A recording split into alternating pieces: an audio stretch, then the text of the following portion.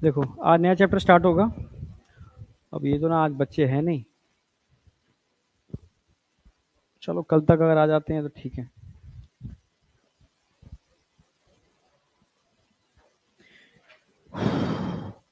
अच्छा ये बताओ, इससे लास्ट जो चैप्टर हमारा खत्म हुआ था, लोकोमोशन मूवमेंट वाला, उसमें कोई डाउट शाउट है?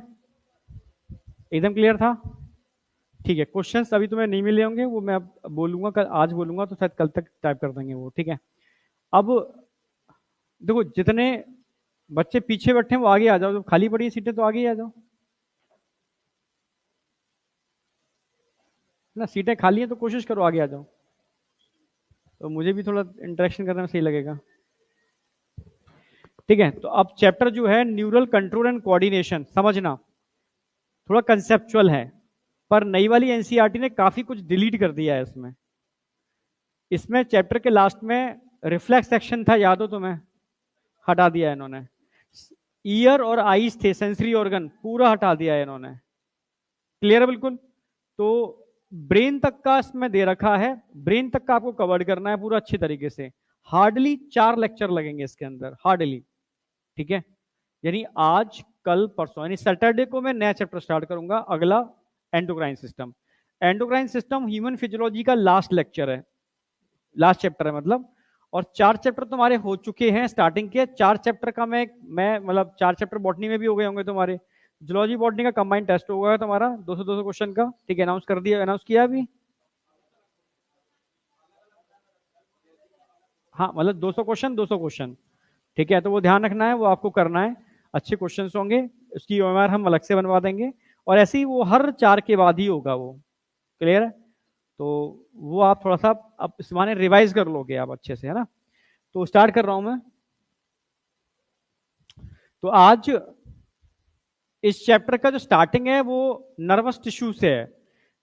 नर्वस टिश्यू को यहां करा देंगे तो आगे जो अगला चैप्टर आएगा टिश्यू वाला, उसमें हम नहीं कराएंगे। एक बात और ध्यान रखना, आपको कि सर यहाँ चीजें डिलीट हो गई हैं तो हम नहीं पढ़ रहे। पर अगर मैं स्ट्रक्चरल ऑर्गेनाइजेशन की बात करता हूं तो वहां एनसीईआरटी ने सिर्फ फ्रॉग दे रखा है। पर हम 2 चीजें पढ़ेंगे एक्स्ट्रा, क्या क्या? कॉकरोच और टिश्यू। क्यों पढ़ेंगे? क्योंकि एनएमसी ने जो पीडीएफ दी है सिलेबस की, लास्ट ईयर वाली, अभी तो उसको ही फॉलो करेंगे। अभी नहीं तो एनएमसी ने कोई अनाउंसमेंट किया ही नहीं आगे का। तो उसके अकॉर्डिंग कॉकरोच और एनिमल टिश्यू दोनों सिलेबस में है। इस साल क्वेश्चन आए भी थे एनिमल टिश्यू पर, पहले वाले एग्जाम था उसमें भी था, और री एग्जाम हुआ था नीट का, उसमें भी एनिमल टिश्यू पर क्वेश्चन था, याद हो आपको? दिया पेपर तो देखा हुआ ना? दूसरा वाला पेपर नहीं देखा तुमने? हाँ, दूसरे वाले पेपर में भी एनिमल टिश्यू पर क्वेश्चन था। तो एनिमल टिश्यू और कॉकरोच और फ्रॉग, 3 चीजें पढ़ोगे स्ट्रक्चरल ऑर्गेनाइजेशन में। ह्यूमन फिजियो का सिर्फ एक चैप्टर बचा हुआ है, एंडोक्राइन, जो उसके बाद खत्म करने वाला हूं। उसके बाद सीधा मैं स्ट्रक्चरल ऑर्गेनाइजेशन ही स्टार्ट करूंगा, ठीक है। ये चैप्टर हार्डली 4 लेक्चर का है, 4 लेक्चर में खत्म हो जाएगा, क्योंकि मेन पार्ट इसका डिलीट हो गया है। रिफ्लेक्स सेक्शन जो एनएमसी की पीडीएफ में भी नहीं है और यहां भी नहीं है, और सेंसरी ऑर्गन जिसमें आईज और ईयर डिटेल में था, अब वो नहीं है। कोई डाउट? करते हैं स्टार्ट, चलो। तो स्ट्रक्चर ऑफ न्यूरॉन से स्टार्ट करेंगे। कुछ मैंने लाइन सेट की है एनसीईआरटी की, 4 पॉइंट। अभी लिखोगे नहीं, इसको समझ लो और थोड़ा जगह छोड़ देना। ये 4 पॉइंट ऐसे हैं जहां से क्वेश्चन बनता है, मैं भी बनाऊंगा क्वेश्चन, और बनते भी नीट में भी आए हुए क्वेश्चन है, ठीक है। अब नर्वस सिस्टम के अंदर, बेटा खाना खा लिया तुम लोगों ने? क्या ज्यादा रिलैक्स रहना, एकदम सो मत जाना, ठीक है। नर्वस सिस्टम में भाई मेन पर्पस क्या है नर्वस सिस्टम का? हमारी बॉडी के अंदर समन्वय स्थापित करना। समन्वय का मतलब है कोऑर्डिनेशन। जैसे तुम एक, अच्छा फटाफट, एक नाटक आता था डांस इंडिया डांस करके, उसमें ग्रुप डांस देखा कभी? ग्रुप डांस, जब ग्रुप डांस बहुत अच्छा परफॉर्म करते हैं तो हमारे मुंह से क्या निकलता है? वाह कितना अच्छा कोऑर्डिनेशन है। याद आया? कि यानी सारी टीम के अंदर कोऑर्डिनेशन कितना अच्छा है। अगर एक टीम के मेंबर का हाथ उठ रहा है तो सबका हाथ अपने आप उठता चला जाएगा। एक टीम के मेंबर का हाथ डाउन हो रहा है, सबका हाथ डाउन होता चला जाएगा। कोऑर्डिनेशन कितना अच्छा है। जैसे मैं क्लास में एंटर करता हूं, तुम एक साथ मिलकर मुझे बोलते गुड मॉर्निंग, गुड आफ्टरनून, तो हम कहते हैं कितना अच्छा कोऑर्डिनेशन है तुम लोगों के अंदर, ठीक है। कोऑर्डिनेशन समझते हो?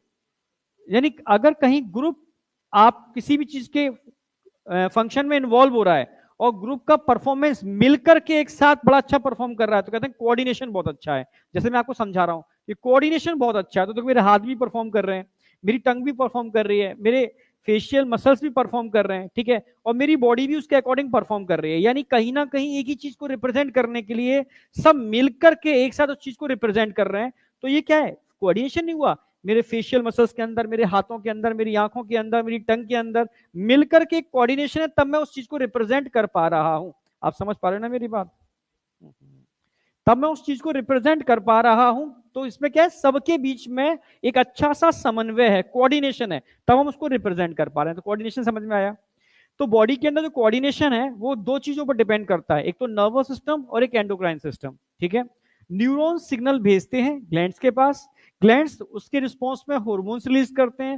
Hormone is a chemical messenger, वो मैसेज पूरी बॉडी में ब्लड के थ्रू ट्रांसपोर्ट होता है और अपने अपने रिसेप्टर बाइंड करके सारे ऑर्गन परफॉर्म करना चालू कर देते हैं। जैसे बहुत कॉमन एग्जांपल एनसीईआरटी ने यूज किया है, आप एनसीईआरटी का एग्जांपल यूज कर रहा हूं मैं। अगर आप एक्सरसाइज करने जाते हो, ठीक है, तो जब एक्सरसाइज करोगे तो एक्सरसाइज करने पर मसल्स पर लोड आएगा, मसल्स पर लोड आएगा तो मसल्स की एनर्जी रिक्वायरमेंट बढ़ेगी।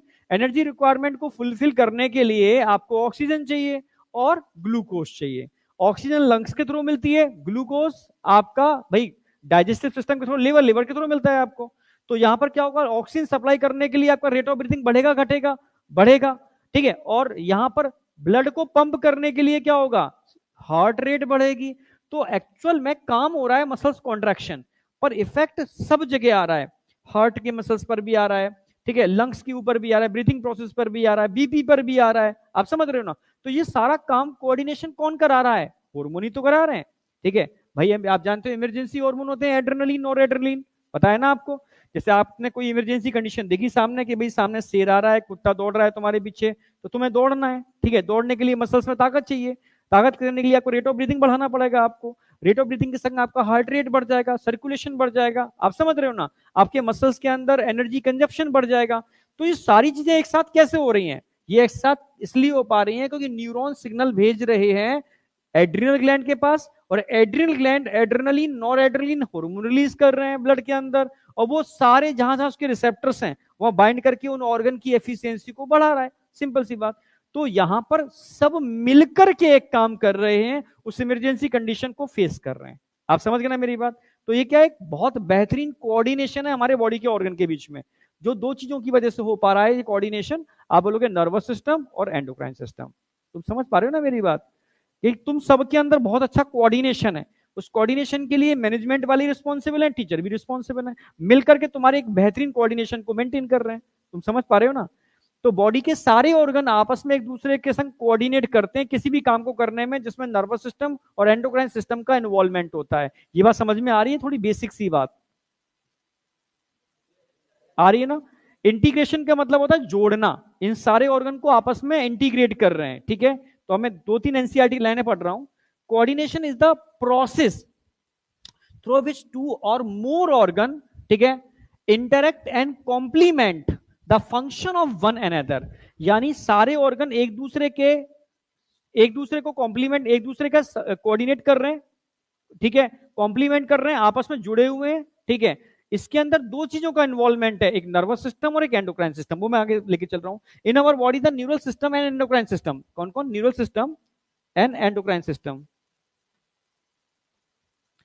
Neural system and endocrine system jointly, दोनों मिलकर के कोऑर्डिनेट कर रहे हैं और इंटीग्रेट कर रहे हैं। इंटीग्रेट कर जोड़ रहे हैं सबको, all the activities of the organ so that they function in synchronized fashion. आप समझ रहे हो? एकदम सिंक्रोनाइज फैशन के अंदर, एकदम सिंक्रोनाइज है, बहुत अच्छा सिंक्रोनाइजेशन है इनके बीच में। उस फैशन में दोनों मिलके काम कर रहे हैं। जैसे मैंने कॉमन एग्जांपल बताया अभी, कॉमन एग्जांपल क्या था? जैसे आपने किसी डेंजरस इमेज को देखा ब्रेन ने, तो ब्रेन सीधा सिग्नल कहां भेजेगा? एड्रिनल ग्लैंड के पास भेजेगा। कहीं इमरजेंसी आ गई, भागना है आपको, ठीक है, तो किडनी के ऊपर होती है एड्रिनल ग्लैंड, ठीक है। तो यहां पर अकेला न्यूरॉन नहीं कर सकता काम, न्यूरॉन सिग्नल कहां भेजेगा? ब्रेन न्यूरॉन को सिग्नल कहां भेजेगा? एंडोक्राइन के पास।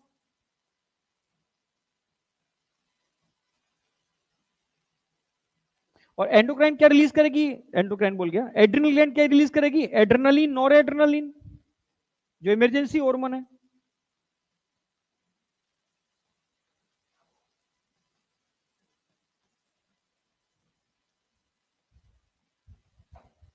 ये इमरजेंसी हार्मोन है। और इमरजेंसी हार्मोन इमरजेंसी में क्या काम करेंगे भाई, आपके हार्ट रेट को बढ़ाएंगे, ब्रीदिंग रेट को बढ़ाएंगे, जो भी इमरजेंसी में काम होगा। तो ये सारे ऑर्गन आपस में जुड़े हुए हैं, आप सब इंटीग्रेटेड हैं। किसके थ्रू इंटीग्रेटेड है?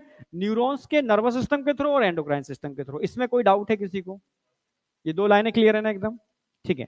अब तीसरी लाइन बोल रही है, ये दूसरा पैरा है एनसीईआरटी का अगला पैरा, उसमें सबसे इंपॉर्टेंट लाइन यही है, क्वेश्चन बनेगा, the neural system provide an organized network. तो यहां पर नेटवर्क है पूरा पूरा, ऑर्गेनाइज्ड नेटवर्क है पॉइंट टू पॉइंट।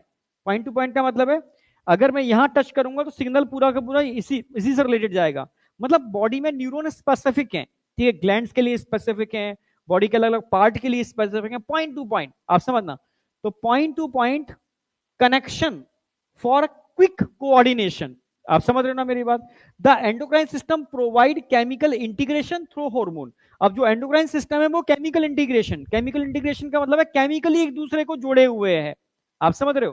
केमिकली एक दूसरे को जुड़े हुए, जैसे एड्रिनल ग्लैंड ने रिलीज किया एड्रेनलिन, नॉड्रेनलिन, इसने जाकर के बॉडी के हार्ट पर जाके बाइंड कर गया, लंग्स पर बाइंड कर गया, आप समझ रहे हो? हार्ट रेट बढ़ा दिया, ब्रीदिंग रेट बढ़ा दिया, लिवर में जाकर के उसने, ठीक है, ग्लाइकोजन के ब्रेकडाउन को बढ़ा दिया, ग्लूकोज के अंदर, ग्लूकोज चाहिए उस समय आपकी मसल्स कॉन्ट्रैक्शन को वहां पर जाके बाइंड कर गए। तो सारे ऑर्गन को ये केमिकली जोड़ रहे हैं। केमिकली जोड़ने का मतलब हो गया कहीं ना कहीं हॉर्मोन्स के थ्रू सारे सारे के सारे ऑर्गन आपस में इंटीग्रेटेड हैं। तुम समझ पा रहे हो ना मेरी बात? तो बस ये 3 पॉइंट समझ में आए नहीं आए, ये बेसिक है, एनसीईआरटी का पहला पैरा कवर होता है इनके अंदर, ठीक है। अब एनसीईआरटी का जो अगला पैरा है वो बताता है कि अगर मैं नर्वस सिस्टम की बात करता हूं तो नर्वस सिस्टम कहां से बना? जहां से system level of organization start हुआ वहीं से तो बनेगा। और सिस्टम लेवल ऑफ ऑर्गेनाइजेशन कहां से स्टार्ट हुआ था? प्लेटी के बाद एस्केलमेंथीज में आया था, जो पढ़ाऊंगा अभी आपको एनिमल किंगडम के अंदर, ठीक है। पर टिश्यू लेवल ऑर्गेनाइजेशन तो पहले ही चालू हो गया, और सेलुलर तो बिल्कुल पहले ही स्टार्ट हो गया था पॉरीफेरा के अंदर, ठीक है। पर पॉरीफेरा के अंदर सेंसेशन नहीं था, क्योंकि अब पहले के टाइम पर, हमारे टाइम पर तो प्रैक्टिकल होते थे, काफी प्रैक्टिकल होते थे स्कूल्स में। अब तुम्हारे टाइम पर प्रैक्टिकल्स गायब हो गए हैं स्कूल से, ठीक है। मुझे याद है हाइड्रा वाला प्रैक्टिकल गवर्नमेंट स्कूल के अंदर था मैं, तो मतलब टीचर अच्छे थे, ठीक है, तो हम लोग मतलब पूरा मतलब जुगाड़ उगाड़ करके एक जो साइंस के रिलेटेड सामान मिलते हैं यहाँ पर, एनिमल्स या कुछ चीजें चाहिए हो, ठीक है, वो उनके मॉन्यूमेंट्स होते हैं, ठीक है, साइंस की शॉप्स होती हैं। तो वहां से उन्होंने कुछ जुगाड़ टुगाड़ करके हाइड्रा सप्लाई करवाया था, ठीक है। तो हाइड्रा का एक्सपेरिमेंट दिखाया गया था कि हम टॉर्च डाल रहे हैं तो टॉर्च से हाइड्रा मूव हो रहा है, इधर उधर कर रहा है। यानी ये समझाया गया था छोटे बच्चों को कि देखो हाइड्रा के अंदर सेंसेशन होता है, एक देसी भाषा में, कि स्पॉन्ज में सेंसेशन नहीं होता, हाइड्रा में सेंसेशन होता है। सेंसेशन होने का मतलब है नर्व सेल वहां पर बन गई है। यानी फर्स्ट नर्व सेल कहां बनी थी? आप बोलोगे हाइड्रा, यानी सीलेंट्रेटा के अंदर पहली बार यहां बन गई। पर सिस्टम टर्म यूज नहीं किया मैंने, सिस्टम तब बनेगा जब सिस्टम लेवल ऑफ ऑर्गेनाइजेशन बनेगा। और सिस्टम लेवल ऑफ ऑर्गेनाइजेशन कहां आया था? प्लेटी में आ गया था, पर एनसीईआरटी लिखती है एसके एलमंथीज से, ठीक है। तो एस पर प्लेटी में ऑर्गन ऑर्गन सिस्टम दोनों ही बन गया था, पर एनसीईआरटी कहां से लिखती है उसको? एसके एलमंथीज से। क्लियर है बिल्कुल? हाँ या ना? ठीक है। तो मैं इतना कहना चाह रहा हूं कि अगर आपसे पूछा जाए कि पहली बार नर्व सेल कहां बना, आप बोलोगे हाइड्रा, एनसीईआरटी के अकॉर्डिंग। पहली बार सिफेलाइजेशन, सिफेलो मतलब होता है हेड, सिफेलाइजेशन का मतलब है फॉर्मेशन ऑफ हेड। पहली बार हेड कहां बना? आप बोलोगे प्लेटी हेलमंथीज। सिफेलाइजेशन पहली बार वहीं हुआ, मैं डायग्राम भी बनाऊंगा अभी एनिमल किंगडम में इसका, ठीक है। पहला सिफेलाइजेशन प्लेटी हेलमंथीज में हुआ। आपसे कहा जाए कि जितने भी इनवर्टिब्रेट होते हैं, इनवर्टिब्रेट समझते हो ना? हाँ, दो पार्ट में डिवाइड किया है, इनवर्टिब्रेट और वर्टिब्रेट में डिटेल में पढ़ाने वाला हूं।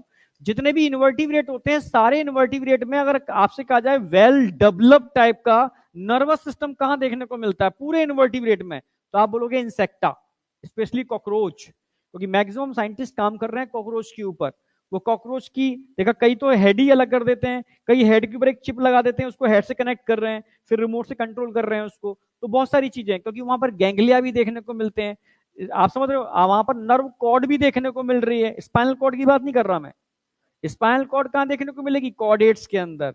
हम नर्व कॉर्ड की बात कर रहे हैं, नर्व कॉर्ड कॉर्डेट और नॉन कॉर्डेट दोनों में देखने को मिलती है, ठीक है, जो हम डिटेल में आगे एनिमल किंगडम में पढ़ाने वाले हैं, ठीक है। समझ रहे हो ना मेरी बात? यहां तक कोई डाउट? तो अब हम बात कर रहे हैं बेटा कि अगर आप दो तीन पॉइंट समझ में आ गए। पहला, न्यूरॉन कहां डेवलप हुआ? हाइड्रा। पहली बार सिफिलाइजेशन कहां हुआ? प्लेटिहेल्मिन्थीज। वेल डेवलप्ड टाइप का नर्वस सिस्टम इन इनवर्टिब्रेट कहां देखने को मिलता है? इनवर्टिब्रेट की बात कर रहा हूं, वर्टिब्रेट की नहीं बात कर रहा हूं मैं। तो क्या बोलोगे आप? इंसेक्टा। हाँ, वर्टिब्रेट में तो मोर डेवलप्ड टाइप का था ही, वर्टिब्रेट में तो होगा ही ना आगे जाकर के। ये क्लियर हो गया। और हम इसके बाद लेके चलेंगे पूरा का पूरा टिश्यू, यानी स्ट्रक्चर ऑफ न्यूरॉन और टाइप्स ऑफ न्यूरॉन। ये टारगेट रहेगा हमारा आज का। कल मैं आपको क्या कराने वाला हूं सुन लो, कल मिस मत करना। और मैं चाहूंगा कल बच्चे आ जाएं सारे के सारे जिनको आना है, ठीक है? आज बहुत गायब है। कल कंडक्शन ऑफ नर्व इंपल्स कराने वाला हूं, और नर्वस सिस्टम कितने प्रकार का हो सकता है वो सारा कराने वाला हूं। तो कल का जो टाइम होगा, मतलब कल का जो है बहुत इंपॉर्टेंट है। तो मैं ढूंढ रहा था मैं बहुत देर से, ठीक है? तुम भी छुट्टी मार गए, ठीक है? समझ रहे हो ना? पीछे से ही बच्चे गायब हैं बहुत, मतलब वैसे चलो खैर कोई नहीं, हो सकता है रक्षाबंधन से दूर घर हो तो आने में टाइम लग रहा हो। हाँ समझ गया, वो रास्ते में होंगे, ठीक है? तो मान के चल रहे हैं कल काफी बच्चे आ जाएंगे, ठीक है? तो कल मैं कंडक्शन कराने वाला हूँ, तो भाई सबके सब आ जाना, ठीक है? समझने का है। और उसके अगले दिन मैं ब्रेन कराने वाला हूँ, तो ब्रेन में कोई भी मिस नहीं होगा। मैं ब्रेन कराऊंगा, फिर पूछूंगा भी मैं एक एक बच्चे से सारा ब्रेन, ठीक है? और ब्रेन एंड होते ही ये चैप्टर एंड हो जाएगा, और मैं नया चैप्टर स्टार्ट करूंगा, एंडोक्राइन सिस्टम। हार्डली 4 लेक्चर, इससे ज्यादा लेक्चर नहीं लगेंगे इसके अंदर, ठीक है? क्योंकि अब एंडोक्राइन आप उसका सेंसरी ऑर्गन हट चुका है और रिफ्लेक्स सेक्शन भी हट चुका है। तो न्यूरल ऑर्गेनाइजेशन, ये 4 पॉइंट आपको लिखने होंगे, जगह छोड़ देना, ये लिखने ही पड़ेंगे, क्वेश्चन आता है, ठीक है? Simple, very simple. कहां देखने को मिलेगा? इनवर्टिब्रेट के अंदर। वेल डेवलप कहां देखने को मिलेगा? वर्टिब्रेट के अंदर, ठीक है? अगर मैं हाइड्रा की बात करता हूं, इसका बहुत प्यारा एग्जांपल है हाइड्रा, जहां पर सबसे सिंपल टाइप का सिस्टम देखने को मिलता है। और हाइड्रा में किस टाइप के न्यूरॉन देखने को मिलेंगे जरा बताओ? एपोलर टाइप्स ऑफ न्यूरॉन। ये आगे मैं टाइप्स ऑफ न्यूरॉन में लिखाऊंगा अभी।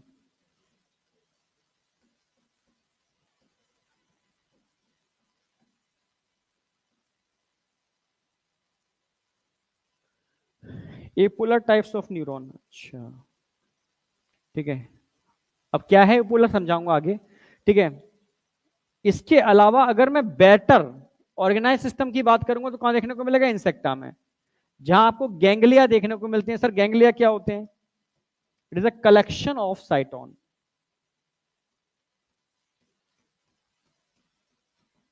Collection of साइटोन।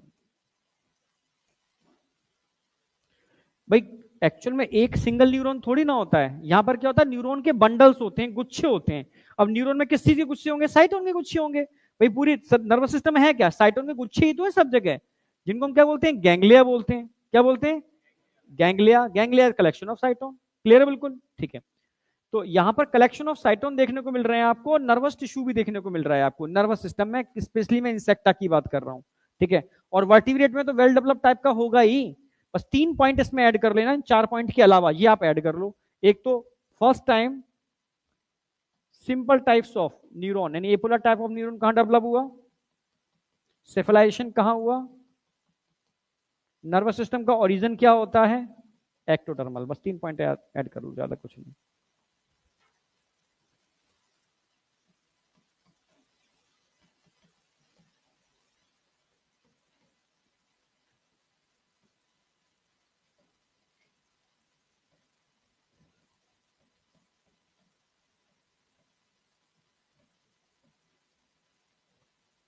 कुछ भी पूछे, एक्टोडर्मल।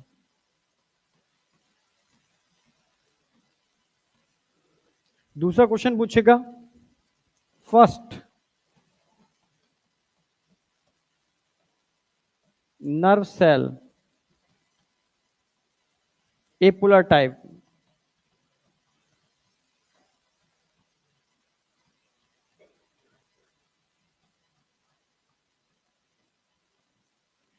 कहां पर आया था? Present in hydra,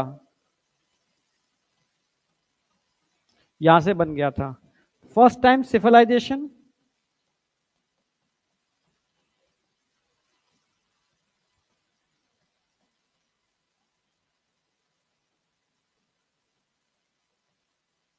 first time cephalization प्लेटिहेल्मिन्थीज।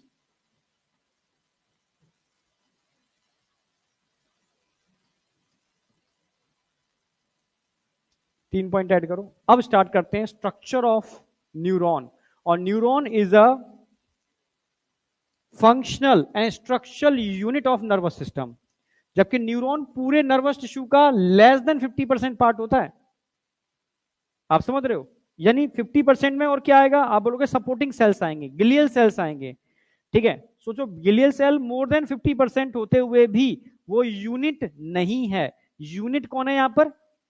Nerve cell, neuron. Clear है? बिल्कुल उसी के बारे में लेके चलेंगे। ये 3 पॉइंट ऐड करो, फटाफट ऐड करो 3 पॉइंट।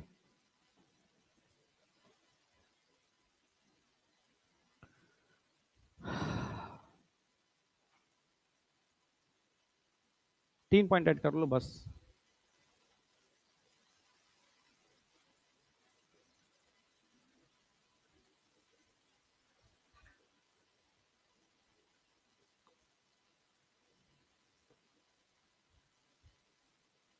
हो गया?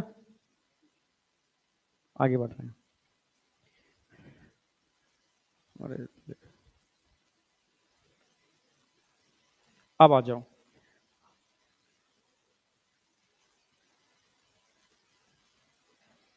हो गया ना?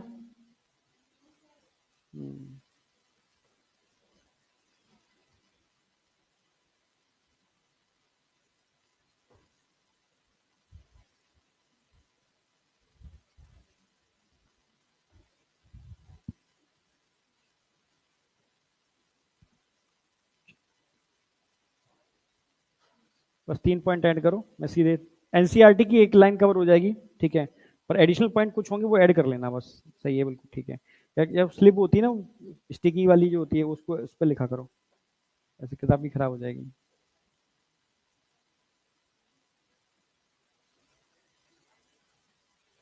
ठीक है, आगे नेक्स्ट आ जाओ। अब बात करते हैं स्ट्रक्चर की। ठीक है, अगर मैं स्ट्रक्चर की बात करता हूं तो स्ट्रक्चर के अंदर ड्रॉ नहीं करना, बेसिक ड्रॉस की बात कराऊंगा। ये आपको पता है बेसिक, न्यूरॉन में एक साइटोन होता है, ये तो बताइए ना, सेल साइटोन, और एक अनब्रांच स्ट्रक्चर भी होता है, इसको एक्सॉन बोलते हैं ना।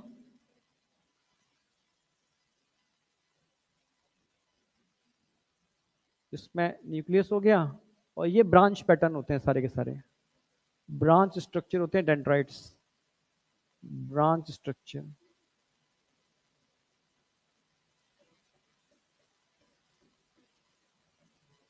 ठीक है, तो इसमें जो सेंटर वाला पार्ट दिख रहा है इसको क्या बोलोगे? साइटोन बोलोगे ना उसको, सेल बोल सकते हो, जहां न्यूक्लियस है सेल बोल सकते हो उसको, साइटोन बोल सकते हो। ठीक है, ये प्रोसेस दिख रहे होंगे, एक तो ब्रांच प्रोसेस दिख रहे हैं आपको, ब्रांच प्रोसेस क्या बोलेंगे इसको? डेंड्रॉन या डेंड्राइट्स। एक अनब्रांच प्रोसेस भी तो दिख रहा है आपको, ये क्या बोलोगे उसको? एक्सॉन। यानी यहां एक सेल है और सेल में कुछ प्रोसेस नजर आ रहे हैं आपको, ब्रांच प्रोसेस और अनब्रांच प्रोसेस। तो मेनली स्ट्रक्चर इसी पर बेस्ड है, हाँ या ना? तो इसी स्ट्रक्चर की अगर बात करूं मैं, सुन रहे हो बेटा? तो स्ट्रक्चर की अगर हम इसी की बात करते हैं तो स्ट्रक्चर को आप डिवाइड कर सकते हो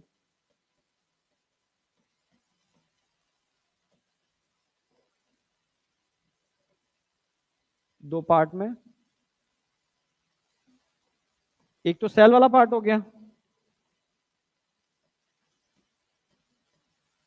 इसको आप सोमा भी बोल सकते हो, इसको आप साइटोन भी बोल सकते हो,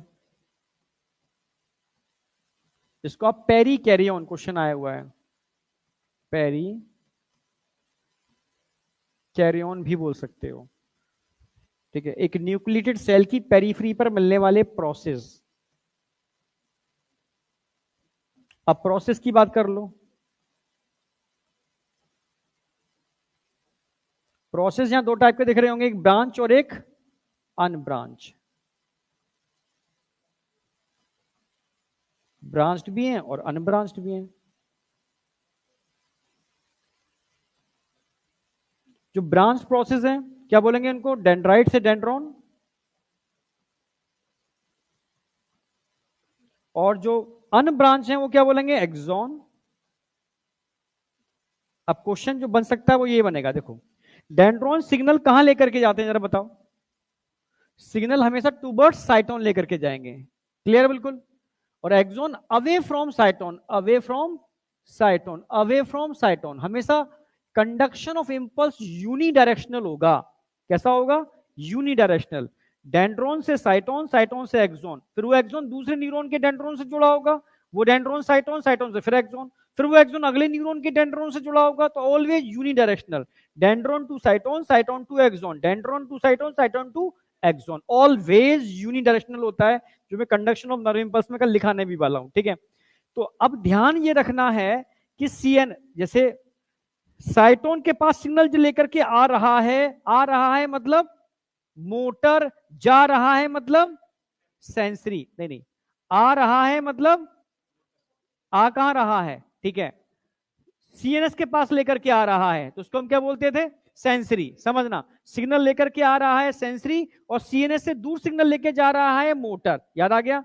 अब यहां सीएनएस नहीं है, यहां सेल है, तो सेल के पास सिग्नल लेकर के आ रहा है सेंसरी, सेल से दूर सिग्नल लेकर के जा रहा है मोटर, आ रहा है एफरेंट, जा रहा है ईफरेंट। समझ में आ गया? तो आपसे पूछेगा कि जो ब्रांच डेंड्राइट्स होते हैं किस नेचर के होते हैं, सेंसरी या मोटर? सेंसरी, सिग्नल ला रहे हैं ना।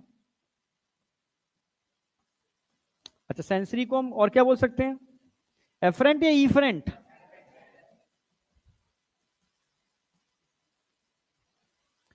ऐसे ही हम यहां पूछेंगे आपसे, एक्सॉन के केस में बताओ क्या होगा?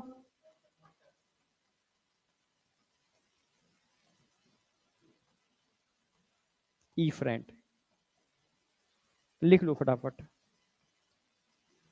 अब इसको डिटेल्ड प्रॉपर स्ट्रक्चर में कन्वर्ट करेंगे, इसको प्रॉपर स्ट्रक्चरल तरीके से समझाएंगे। एनसीईआरटी में डायग्राम दे रखा है, उसको समझेंगे, फिर टाइप्स ऑफ न्यूरॉन पर आ रहा हूं तेजी से मैं।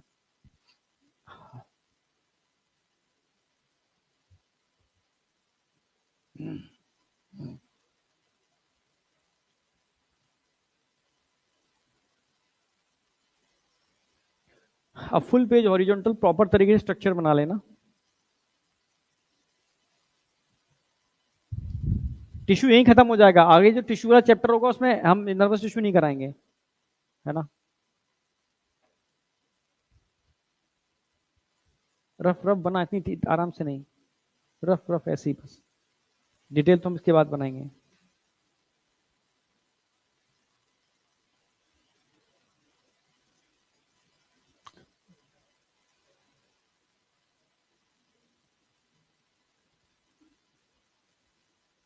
वो वो लगाया करो स्टिकी वाले, ऐसे मत नोटबुक खराब करो, और पेंसिल से लिखा करो, ठीक है? ठीक है, ठीक है, आगे बढ़ रहा हूं, है ना। दो बातें लिखनी है इसके अंदर, स्ट्रक्चर क्या है, सेल, सोमा, साइटोन, पेरिकैरियोन। पेरिकैरियोन पे क्वेश्चन मिलेगा तुम्हें पुराना, अगर लगाते हो पीवाईक्यू तो।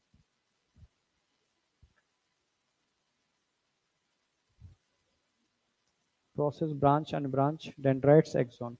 अब डायग्राम ड्रॉ कर लो, टाइप्स ऑफ न्यूरॉन तक करा दूंगा आज मैं। हाँ, सेल बॉडी बोलो, साइटोन बोलो, सोमा बोलो, बॉडी का मतलब मेन पार्ट, सेल बोलो, सेल बॉडी बोलो, बॉडी लिख देते हैं, कुछ भी हो गया। अब आ जाओ, स्ट्रक्चर ड्रॉ करना है, ठीक है, स्ट्रक्चर ड्रॉ करना है प्रॉपर तरीके से। जो पुराने नोट्स है क्या, नोट्स पुराने हैं? हाँ ठीक है, तो जिनके पास पुराने नोट्स हैं उसी में ऐड कर लेना, अगर कुछ ही नहीं है, जिनके पास नोट्स बना, हाँ ठीक, उसी में ऐड कर लेना। जो नोट्स बना रहे हैं तो फटाक से तेजी से बना लेना, ठीक है, डायग्राम थोड़ा ड्रॉ कर लेना, एनसीईआरटी वाला ही डायग्राम है। थोड़ी चीजें मैंने ऐड की थी इसके अंदर, तुम्हें याद हो, जैसे मालिन शीट को दिखा दिया है, तो मालिन शीट के ऊपर क्या होगा, यहाँ पर स्वान सेल, ये ड्रॉ करना होगा आपको, स्वान सेल। इससे क्या होगा ना, एकदम रिप्रेजेंटेशन बढ़िया होगा, दिमाग में याद रहेगा स्वान सेल।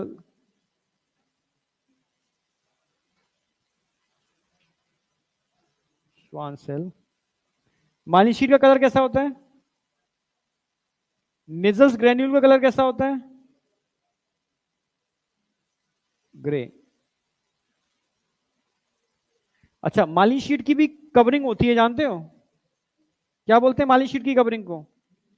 न्यूरीलेमा, बिल्कुल सही।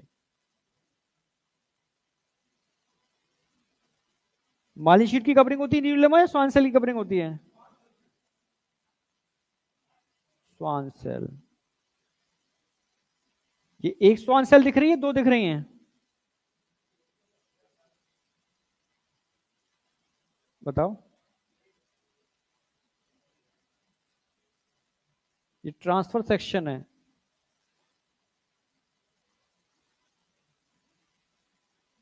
जैसे एक ही जैसे एक्सॉन है, ये एक ही स्वान सेल है जो एक्सॉन को ऐसे कवर किए हुए है।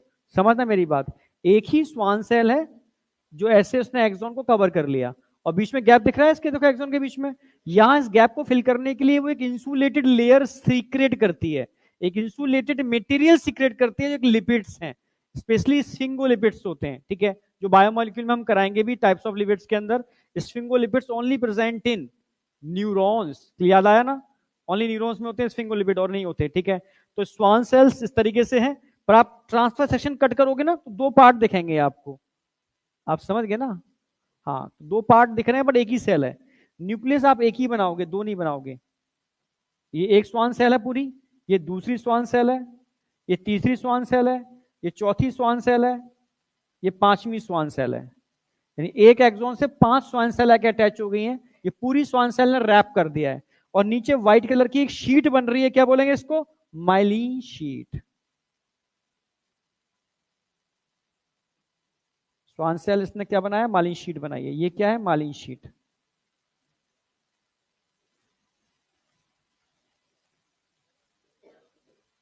व्हाइट कलर की माइलिन शीट।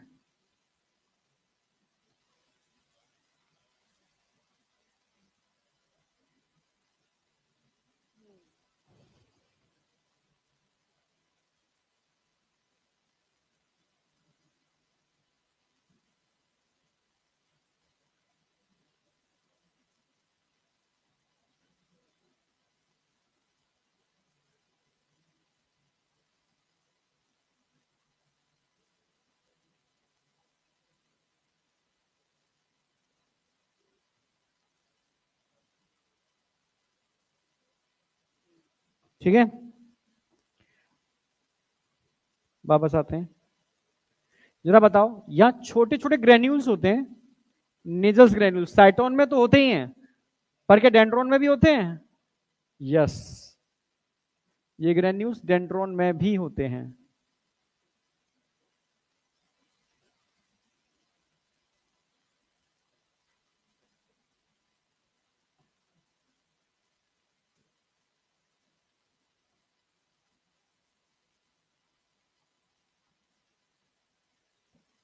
न्यूक्लियस के अराउंड कुछ फाइबर्स होते हैं, न्यूरोफाइब्रिल, जो साइटोन के अंदर कंडक्शन में हेल्प करते हैं।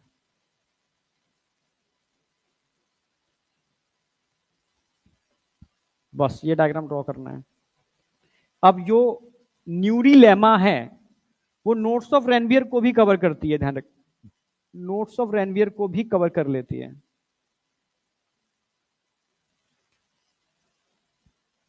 बस इतना डायग्राम ड्रॉ कर लो।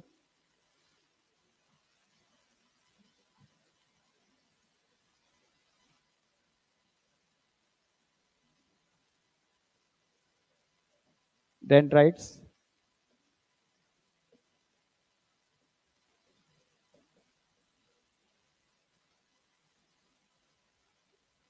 साइटोन,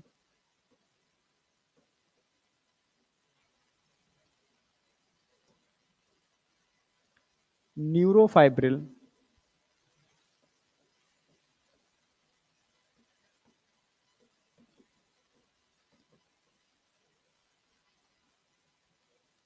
नेजल्स ग्रेन्यूल।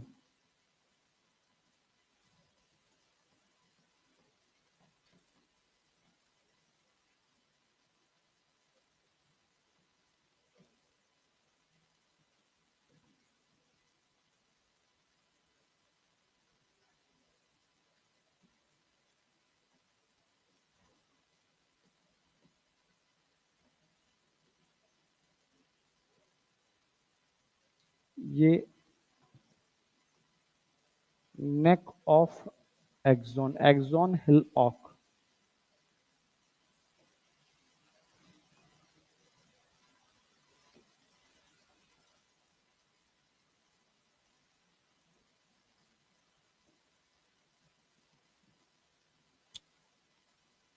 चलो,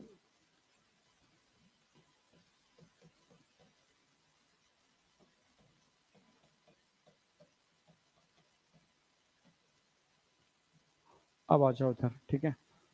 यहां पर आ जाएगी स्वान सेल,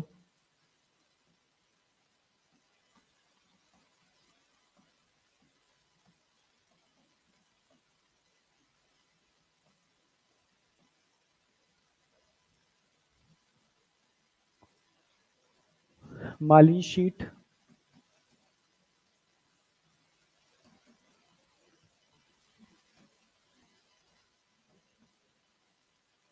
ठीक है। और ये हो जाएगी न्यूरी लेमा।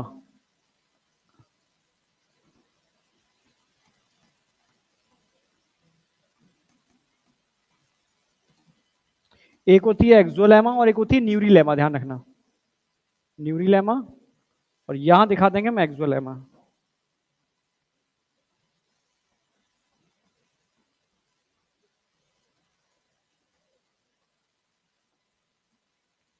एक बार लिख लो फिर समझाता हूँ एक ढंग से। दो मालिन शीट के बीच में आपको एक गैप दिख रहा है, नोट्स ऑफ रैनबियर।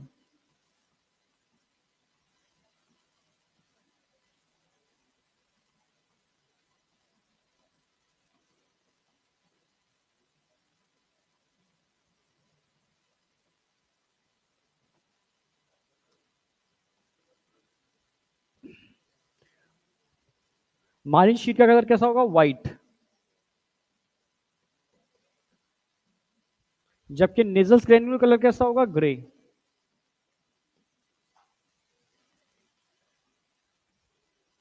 न्यूरी लेमा की बात करते हैं, it is a covering of Schwann cell, ध्यान रखना है।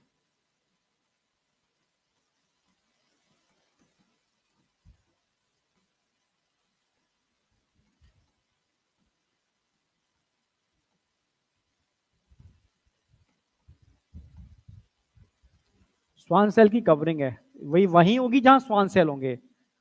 कहां प्रेजेंट होगी? Present in PNS. क्यों? क्योंकि सीएनएस के अंदर ओलिगोडेंड्रोसाइट सेल्स होते हैं, स्वान सेल नहीं होते। Also present on nodes of रैनबियर।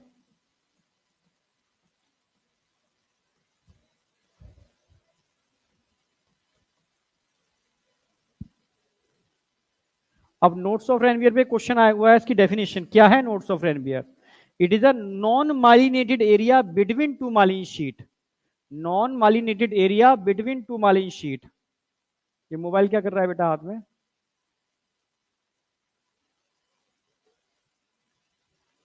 Non myelinated area between two myelin sheet.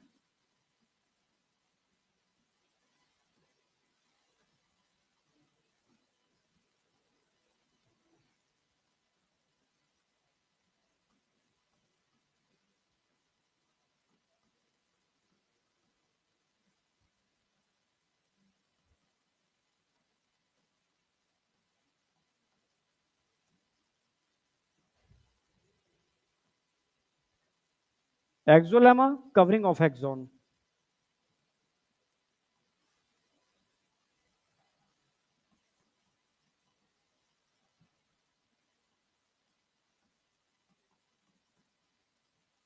It is a terminal axon.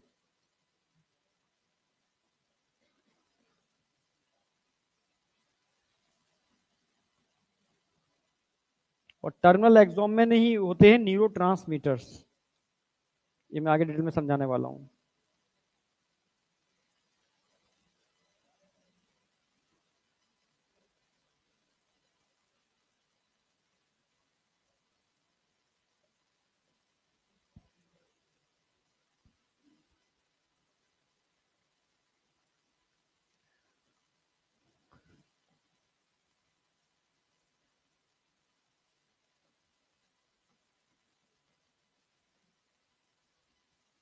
It is a glial cell.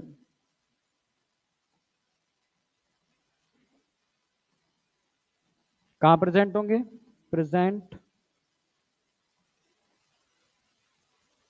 Only in PNS. Peripheral nervous system में होंगे पर central nervous system में नहीं होंगे। Absent in CNS. CNS PNS क्या होता है detail में कराऊंगा कल कल की क्लास में, ठीक है। अभी सिर्फ डायग्राम इसको बनाओ, जितनी चीजें मैं रिप्रेजेंट की है इनको रिप्रेजेंट कर लो, क्वेश्चन सारे मिल जाएंगे आपको। अब समझाता हूँ एक एक करके अच्छी तरीके से, लिख लो पहले फिर समझाता हूँ।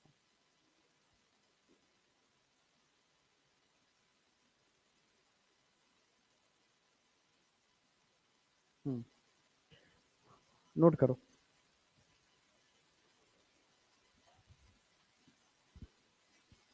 एक बार नोट करो फिर समझाता हूँ तरीके से।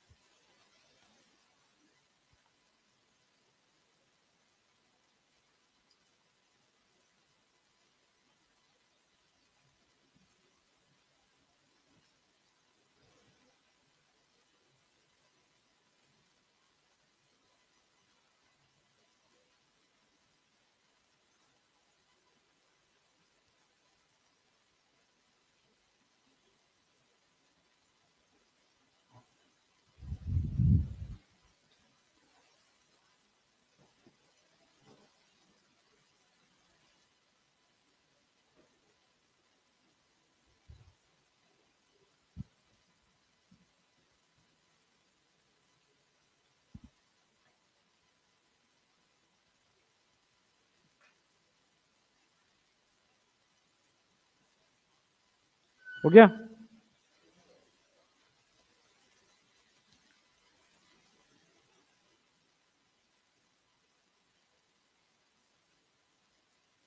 एनसीईआरटी के डायग्राम के सारे पॉइंट ऐड हो गए होंगे इसके अंदर। पुरानी एनसीईआरटी भाई ये चेंज करो,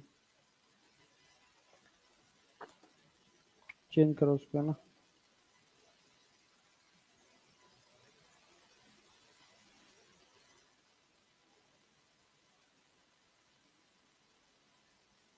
सारा हो गया। एनसीईआरटी चेंज जरूर कर लेना, नई वाली लेना, रिस्क मत वो मत लेकर मत करना, 200-250 रुपए की बात है। हाँ ले लेना।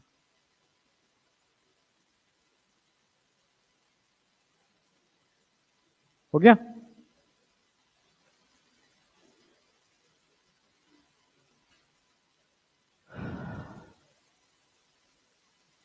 अब देखो एक बार और देख लो, मैं फटाफट आगे बढ़ रहा हूं, ठीक है। अभी मैंने बताया कि न्यूरॉन के स्ट्रक्चर को हमने दो पार्ट में डिवाइड किया है। एक तो सेल वाला पार्ट हो गया, सेल बॉडी, साइटोन, सोमा, पेरिकेरन, कुछ भी कह लो, और उसके चारों तरफ प्रोसेस निकले हुए हैं। एक जगह देखोगे आपको ब्रांच प्रोसेस दिख रहे हैं, एक जगह आपको अनब्रांच प्रोसेस दिख रहे हैं। तो ब्रांच प्रोसेस है इनको हम क्या बोलेंगे? डेंड्रॉन या डेंड्राइट्स। क्लियर? बिल्कुल क्लियर है। ब्रांचिंग। एक अनब्रांच प्रोसेस दिख रहा है आपको, उसका क्या बोलेंगे? एक्सॉन। ठीक है। अब ये तो समझ में आ रहा है कि डेंड्रॉन और एक्सॉन के अंदर चैनल्स होते हैं जो कंडक्शन के लिए रिस्पॉन्सिबल हैं, पर साइटोन में चैनल्स नहीं होते। तो साइटोन में उस कंडक्शन को हेल्प करने के लिए फाइबर्स होते हैं, न्यूरोफाइब्रिल। ठीक है। तो दिख रहा होगा न्यूक्लियस के चारों तरफ कुछ फाइबर्स दिखाए मैंने, न्यूरोफाइब्रिल, जो कंडक्शन में हेल्प करते हैं साइटोन के अंदर। क्लियर? बिल्कुल। मेनली कंडक्शन के लिए रिस्पॉन्सिबल डेंड्रोन और एक्सोन होते हैं। ठीक है। क्योंकि कंडक्शन के लिए चार्ज चाहिए और चार्ज को मेंटेन करने के लिए चैनल्स चाहिए। Channels, sodium channels, potassium channels, जो मैं बताऊंगा कल वाले लेक्चर के अंदर, वो चार्ज को चेंज करते हैं आइंस के मूवमेंट की वजह से। समझ रहे हो? जो एक ग्रेडियंट जनरेट करते हैं, और इस ग्रेडियंट को जनरेट करने के लिए पंप रिस्पॉन्सिबल होता है जो इन पर लगे होते हैं, स्पेशली डेंड्रोन और एक्सोन के ऊपर, जिसकी वजह से ये पूरी मैकेनिज्म प्रक्रिया हो पाती है। ठीक है। तो यहां पर उसका काम कौन कर रहे हैं? कुछ फाइबर से सपोर्ट करते हैं। ठीक है। अब ग्रेन्यूल्स दिख रहे हैं आपको, ये ग्रेन्यूल्स साइटोन में भी दिख रहे हैं, आपको डेंड्रोन्स में भी दिख रहे हैं, पर एक्सोन हिल ऑक और एक्सोन में ग्रेन्यूल्स नहीं होते। इन ग्रेन्यूल्स के लिए टर्म यूज करते हैं निजल्स ग्रेन्यूल। रंग कैसा होगा इनका? कलर आप बोलोगे ग्रे कलर होगा। क्लियर है? ये ध्यान रखना है आपको। ठीक है। ग्रेन्यूल्स होते क्या है? It is the site of protein synthesis, जो मैं आगे लिखाने वाला हूं, क्योंकि ये ईआर, एंडोप्लाज्मिक रेटिकुलम और राइबोसोम के कॉम्बिनेशंस हैं। क्लियर है? बिल्कुल। तो जहां पर भी ईआर और राइबोसोम होगा वहां तो प्रोटीन बनेगी। ठीक है। अभी बताता हूं उस चीज को। ठीक है, अब ये दिख रहा है आपको एक्सॉन, जो एक कैसा पार्ट है, अनब्रांच है। अब समझना, जैसे चलो देखो, ये वायर है, वायर के ऊपर एक पॉलीमर लगा हुआ है, इस पॉलीमर की वजह से क्या मुझे करंट लग सकता है? मान लो एडाप्टर नहीं है, कुछ कनेक्शन है, डायरेक्टली लाइट फ्लो कर रही है, अगर पॉलीमर है तो मुझे करंट लगेगा क्या? इसके ऊपर कंडक्शन होगा, पॉलीमर की, तो इंसुलेटेड लेयर है ना ये तो पूरी की पूरी, समझ रहे हो? तो ये पॉलीमर क्यों लगाया? हमें क्या करना है, जैसे पुराने टाइम पर मुझे याद है, ठीक है, एल्युमिनियम का तो अभी तुम्हें भी याद होगा, तुम्हारे गांव में एल्युमिनियम की वायरिंग होती है, वो बड़ी बड़ी केबिन्स के अंदर देखी होगी ना। पहले के टाइम पर एक जमाना था, वो मतलब उससे भी पहले के जमाने का, तो लोहे की वायरिंग होती थी, पर लोहे की वायरिंग की वजह से हम जितना प्रोडक्शन करते हैं इलेक्ट्रिसिटी का, उसका मैक्सिमम पार्ट ट्रांसपोर्ट के टाइम पर हीट की फॉर्म में लॉस हो जाता है, ये आप जानते हो। इसलिए अपने यहाँ इलेक्ट्रिसिटी महंगी है, क्योंकि ट्रांसपोर्टेशन खर्चा बहुत ज्यादा है इसका, समझ पा रहे हो ना मेरी बात? तो इसको रोकने के लिए धीरे से आगे जाकर के हमने एल्युमिनियम के वायर बनाए, क्लियर है बिल्कुल। घर के बाहर कॉपर के आते हैं, पर बाहर के बाहर कॉपर के नहीं लगा सकते लोग, उन वायर को ही तोड़ लेंगे, पता है ना ये वाली बात। हाँ, पर कॉपर भी अच्छा कंडक्टर नहीं है, अच्छा कंडक्टर उससे बढ़िया क्या है? सिल्वर। उससे भी अच्छा कंडक्टर क्या है? गोल्ड। अब गोल्ड के वायर तो लगा नहीं सकते भाई, समझ गए ना मेरी बात, पॉसिबल नहीं है। हाँ, गोल्ड की वायर तो पॉसिबल ही नहीं है, लोग कॉपर को नहीं छोड़ेंगे, गोल्ड तो बहुत दूर की बात है। ठीक है, कॉपर की अगर आप केबल लगा दो सड़कों पर, तो लोग उसको भी तोड़ लेंगे, ठीक है, कॉपर महंगा होता है बहुत, ठीक है, इसलिए उसका रिप्लेसमेंट एल्युमिनियम से किया। तो आज की डेट में लेटेस्ट आपके घर में गांव में देखे होंगे, जो मेन केबिन होती हैं उन पर भी पीवीसी चढ़ करके आ रहा है, आ रहा है ना। बस कॉस्ट को कम करने के लिए, ट्रांसपोर्टेशन कॉस्ट को कम करने के लिए, बड़ी केबिन को छोड़ दो, बड़े बड़े जो पिलर्स होते हैं, बाद बाकी का इन्होंने पीवीसी यूज किया। पीवीसी लगाने का मतलब क्या है कि हम ढेर सारी जो एनर्जी है, लॉस है, उसको बचा लें, ये तो है ना।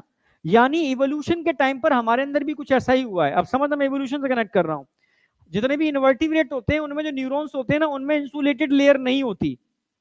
इनवर्टिब्रेट की बात कर रहा हूं, इनवर्टिब्रेट का मतलब है दो पार्ट में डिवाइड किया है, एक है नॉन कॉर्डेटा या इनवर्टिब्रेटा, एक है कॉर्डेटा, उसमें भी आगे जाकर के वर्टिब्रेटा। अभी नए बच्चों को समझ में आएगा, एनिमल किंगडम पढ़ाऊंगा अभी, ठीक है। तो जो सिंपल टाइप के एनिमल थे उनको हमने नॉन कॉर्डेट बोला या इनवर्टिब्रेट बोला, जो थोड़े से जिनमें कह सकते हो नोटोकॉर्ड बन गई थी, वर्टिब्रल कॉलम आ गए थे, उनको वर्टिब्रेटा बोला, अभी पढ़ाएंगे आगे। तो सिंपल टाइप के जितने भी एनिमल्स हैं, तो उनके अंदर जो न्यूरॉन्स देखने को मिलते हैं वो नॉन मालिनेटेड होते हैं। मालिन शीट जो होती है वो एक इंसुलेटेड लेयर है, इंसुलेटेड समझते हो? थर्मस के अंदर इंसुलेटेड फाइबर भरे जाते हैं, क्या काम करते हैं? हाँ, ठंडे को ठंडा रखेंगे, गर्म को गर्म रखेंगे। ऐसे ये इंसुलेटेड लेयर है, यानी इलेक्ट्रॉन को ऊपर नीचे नहीं जाने देगी, समझ रहे हो ना, कंडक्शन हीट को बचा, हीट की फॉर्म में लॉस होने को बचाएगी। ऐसे ही इवोल्यूशन के अंदर न्यूरॉन्स में भी हुआ, नॉन कॉर्डेट जितने भी थे उनके अंदर नॉन मालिनेटेड न्यूरॉन होते हैं, और कॉर्डेट्स के अंदर नॉन मालिनेटेड तो होते हैं, पर मालिनेटेड बहुत सारे बन चुके हैं हमारे अंदर, समझ रहे हो ना। तो मालिनेशन एक इंसुलेटेड लेयर है जो स्फिंगोलिपिड से मिलकर बनी होती है, जिसका मेन पर्पस है हीट की फॉर्म में एनर्जी लॉस को बचाना, क्लियर है बिल्कुल। तो यहां पर ध्यान रखना है आपको, नेजल्स ग्रेन्यूल समझ में आ गया, ठीक है। मालिन शीट की बात कर रहा था मैं, मालिन शीट व्हाइट कलर की होती है, जो एक तरीके से स्वान सेल आते हैं, इनके ऊपर अटैच हो जाते हैं और मालिन शीट का सिक्रेशन चालू कर देते हैं, एक इंसुलेटेड लेयर बन जाती है जो कंडक्शन को कहीं ना कहीं, समझ रहे हो, मतलब इलेक्ट्रॉन के फ्लो को, या कह सकते हो हीट की फॉर्म में लॉस को रोकती है एक तरीके से, ठीक है, इंसुलेशन कर देती है यहां पर कई जगह ऐसी हैं जो नॉन इंसुलेटेड लेयर है बीच में, यानी दो मालिन शीट के बीच का वो पार्ट जहां मालिन शीट नहीं होती, पर शर्त है मालिन शीट के बीच का पार्ट, अगर पूरे पे मालिन शीट नहीं है तो नोट्स ऑफ रेनवियर नहीं होंगे, अगर मालिन शीट है वो बीच में नॉन मालिनेटेड एरिया है तो उसको नोट्स ऑफ रेनवियर बोलेंगे। ये क्वेश्चन आया हुआ है कि नोट्स ऑफ रेनवियर क्या होते हैं? Non myelinated area between two myelin sheet, याद रहेगा, याद रखना है, ठीक है। अब दो चीजें हैं, एक तो है न्यूरिलेमा, एक है एक्सोलेमा। अगर मैं तुमसे कहूं न्यूरिलेमा क्या होती है, आप बोलोगे कवरिंग ऑफ स्वान सेल, यानी स्वान सेल होगी तो ही न्यूरिलेमा होगी, अगर स्वान सेल नहीं है तो न्यूरिलेमा नहीं होगी, ये ध्यान रखना है आपको। स्वान सेल नहीं है तो न्यूरिलेमा नहीं होगी, यानी सेंट्रल नर्वस सिस्टम पढ़ाने वाला हूं, उसके अंदर आपको मैं बताऊंगा स्वान सेल नहीं होते, वहां अलग टाइप के सेल होते हैं, इनको बोलते हैं ओलिगोडेंड्रोसाइट सेल। यानी स्वान सेल नहीं है तो वहां पर न्यूरिलेमा नहीं होगी, बस ध्यान रखो। जहां स्वान सेल है न्यूरिलेमा है, स्वान सेल नहीं है न्यूरिलेमा नहीं है। ठीक है, स्वान सेल पीएनएस में मिलते हैं। अब पीएनएस क्या होता है, कई बच्चे पूछेंगे, कल बताने वाला हूं। स्वान सेल पीएनएस में होते हैं, सीएनएस के अंदर स्वान सेल नहीं होते, वहां अलग टाइप के सेल होते हैं, ओलिगोडेंड्रोसाइट सेल। यानी पीएनएस में न्यूरिलेमा होगी, सीएनएस में न्यूरिलेमा नहीं होगी। पर ये न्यूरिलेमा जहां नोट्स ऑफ रेनवियर होते हैं ना, उनको भी कवर कर लेती है। ये भी पूछा गया एक बार, तो मैंने लिख दिया है also present on nodes of Ranvier. कोई डाउट? यहां तक क्लियर था? अब एक्सोलेमा और न्यूरोलेमा में अंतर समझ में आ गया। इस एक्सोन की जो लेयर है वो एक्सोलेमा है, इसके ऊपर स्वान सेल आके अटैच हो गए, इनकी जो लेयर है वो न्यूरिलेमा है। अंतर है दोनों के अंदर, कंफ्यूज मत होना। टर्मिनल एक्सोन है जिसमें छोटे छोटे सिनेप्टिक नोब बने होते हैं, उनमें क्या भरे हुए थे, न्यूरोट्रांसमीटर भरे हुए थे। तो डिटेल में हम पढ़ने वाले हैं अभी आगे जाकर के, समझ रहे हो। स्वान सेल एक तरीके से ग्लियल सेल है, सपोर्टिंग सेल्स हैं। ये एक सेल नहीं है, यहां हमने कई सेल बनाए हैं, नर्व सेल भी बनाई है, कई टाइप के कई स्वान सेल भी बनाए हैं। ठीक है, तो स्वान सेल ग्लियल सेल्स होते हैं, present only in PNS. Schwann cell PNS में मिलते हैं, सीएनएस में नहीं मिलते, एब्सेंट इन सीएनएस। अब डायग्राम में बताओ, कोई डाउट है किसी को? डायग्राम के अंदर एनसीईआरटी के सारे पॉइंट इंक्लूड हैं, एडवांस पॉइंट भी कुछ इंक्लूड कर दें, कंसेप्चुअल नहीं। चलो आगे बढ़ रहा हूं, बना लिया होगा ना। हाँ, अब दो चीजों को थोड़ा मैं एक्सप्लेन करूंगा, एक नेजल्स ग्रेन्यूल को और एक मालिन शीट को, बस इतना ही करके खत्म हो जाएगा। अगर नेजल्स ग्रेन्यूल की बात करता हूं तो किस कलर के होते हैं पूछेगा?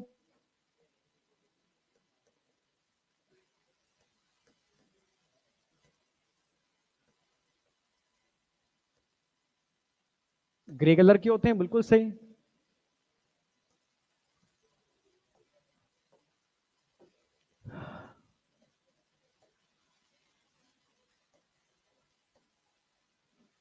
अच्छा, नेजल्स ग्रेन्यूल एक्चुअल में किससे मिलके बने होते हैं?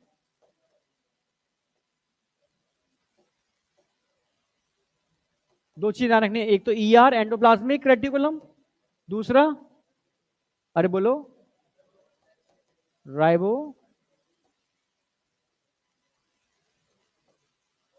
भाई जहां पर भी आपको ईआर देखने को मिल रहे हैं इस तरीके से, ईआर के टुकड़े, और इनमें राइबोसोम आपको जुड़े हुए नजर आ रहे हैं इस तरीके से, समझ जाओ it is a site of protein synthesis, site of protein synthesis.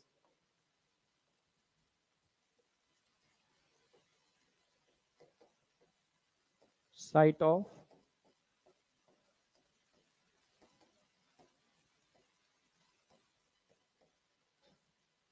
Protein synthesis.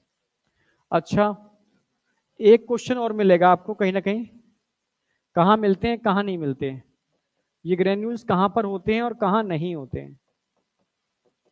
ये डायग्राम में ही दिख रहा है वैसे तो। कहां होते हैं? साइटोन में। कहां होते हैं? डेंड्रॉन में। कहां नहीं होते? एक्सोन।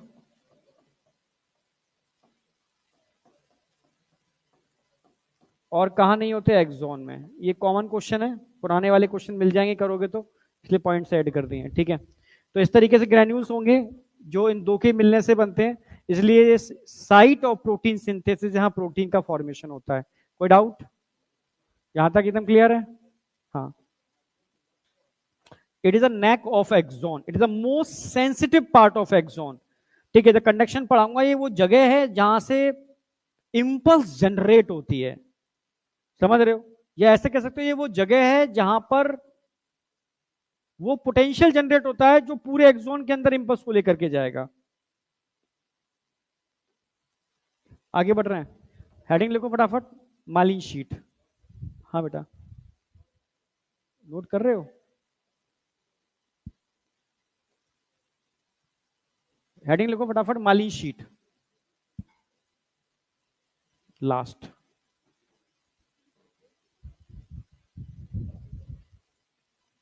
सैटरडे को मेरी क्लास है, ध्यान रखना, है ना, अपना मैनेज कर लेना, सेम रहेगी जैसे आज है वैसे सैटरडे को रहेगी।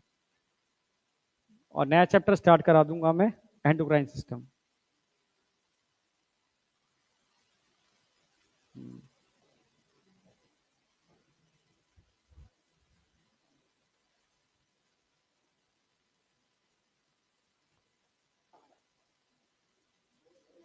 हो गया, बढ़ जाए आगे। चलो हरी लोग फटाफट myelin sheet.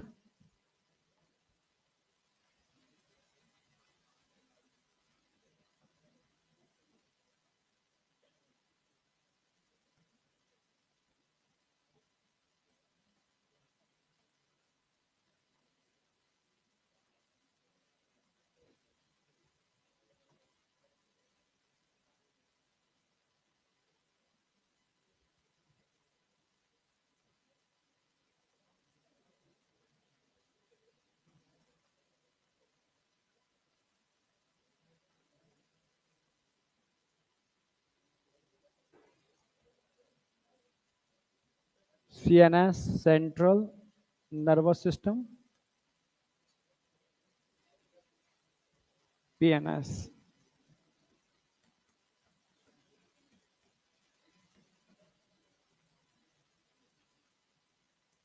Peripheral nervous system. Central nervous system में ध्यान रखना है आपको,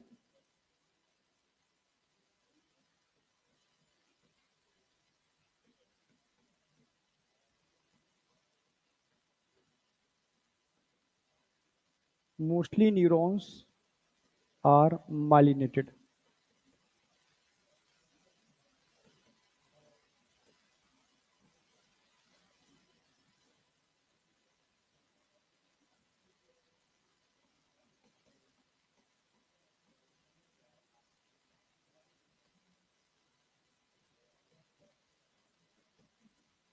कुछ नॉन माइलिनेटेड भी होते हैं, जबकि यहां लगभग बराबर देखने को मिलेंगे।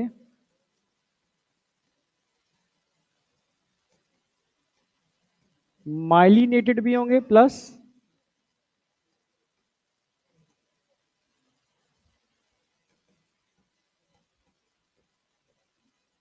नॉन माइलिनेटेड भी होंगे। अरे भाई कहाँ हो, जरा बताओ, इधर इधर आओ। माइलिनेटेड न्यूरॉन पीएनएस में कहां देखने को मिलते हैं? अच्छा, नॉन माइलिनेटेड कहां देखने को मिलते हैं, जरा बताओ, तुम दोनों बताओ। तो तीनों की बातें में मस्त थे, सुनो तो कम से सही, कम से कम। ठीक है ना, अब बातें मत करना बस, है ना। टॉपिक चल रहा है तब तक सीरियस लो, उसका टाइम तो मिलता है, मस्ती करने का टाइम मिलता है, करो मस्ती उस समय। हाँ ठीक है, जरा बताओ। माइली देखो समझना, ये एनसीईआरटी की लाइन है जो बच्चा गलती कर देता है। एनसीईआरटी लिखती है मोस्टली न्यूरॉन्स, सीएनएस के अंदर मोस्टली न्यूरॉन्स आर माइलिनेटेड, पर इसका मतलब ये नहीं है कि नॉन माइलिनेटेड नहीं होते, समझ गए ना। नॉन माइलिनेटेड भी होते हैं पर बहुत कम होते हैं, माइलिनेटेड ज्यादा होते हैं। क्लियर है बिल्कुल। यहां पर माइलिनेटेड और नॉन माइलिनेटेड दोनों देखने को मिलते हैं, ठीक है। माइलिनेटेड मोस्टली कहां देखने को मिलेंगे, आप बोलोगे एसएनएस के अंदर। नॉन माइलिनेटेड एसएनएस में भी होते हैं पर एएनएस में ज्यादा होते हैं। क्लियर बिल्कुल, लगभग लगभग दोनों जगह देखने को मिलेंगे। एनसीईआरटी की इस पैरा की एक लाइन है, वो सिर्फ वो बात कर रही है एएनएस एसएनएस की। एनसीईआरटी का लास्ट पैरा है, वो एसएनएस की बात कर रहा है। वो कह रहा है कि एसएनएस के अंदर माइलिनेटेड भी होते हैं और नॉन माइलिनेटेड भी होते हैं। यस, हम भी कह रहे हैं दोनों दोनों होते हैं, दोनों न्यूरॉन दोनों जगह होते हैं, पर एएनएस में मोस्टली नॉन माइलिनेटेड होते हैं और एसएनएस में मोस्टली माइलिनेटेड होते हैं। क्लियर है बिल्कुल। क्या बेटा, अरे कचड़ा कर दिया तू, ध्यान ध्यान इधर रखा करो। सीएनएस पीएनएस समझ में आ गया, इसमें आ गया, ये कल कराने वाला हूं। ब्रेन और स्पाइनल कॉर्ड, ये पीएनएस क्या होता है, it is a network of neuron which connect CNS to body organ. ये तारों का एक जाल है। इस जाल में दो टाइप के तार हैं, एक ऐसे तार जो हमारे वॉलेंट्री ऑर्गन को जोड़ रहे हैं सेंट्रल नर्वस सिस्टम से, और एक तारों का ऐसा जाल जो हमारे इनवॉलेंट्री ऑर्गन को सेंट्रल नर्वस सिस्टम से जोड़ रहा है। जो वॉलेंट्री ऑर्गन को जोड़ रहा है, जो आपके कंट्रोल में है, वो एसएनएस है। जो इनवॉलेंट्री ऑर्गन को जोड़ रहा है वो एएनएस है, जो आपके कंट्रोल में नहीं है। समझ में आ गया। तो वही मैं बोल रहा हूं, यहां माइलिनेटेड न्यूरॉन मोस्टली, ऑल नहीं बोले, मोस्टली आपको एसएनएस में मिलते हैं। Non myelinated neuron mostly ANS में मिलते हैं, पर एसएनएस में दोनों टाइप के होते हैं और एएनएस में भी दोनों टाइप के होते हैं। मोस्टली का समझ में आता है ना। हाँ, 100% नहीं बोला। क्लियर है बिल्कुल। चलो अब बात आती है, चलो ठीक है, ये समझ में आ गया आपके। अब बात आती है कि मालिन शीट बनती कैसे है, मालिन शीट बनती कैसे है, ठीक है। कौन बनाता है सीएनएस के अंदर मालिन शीट का?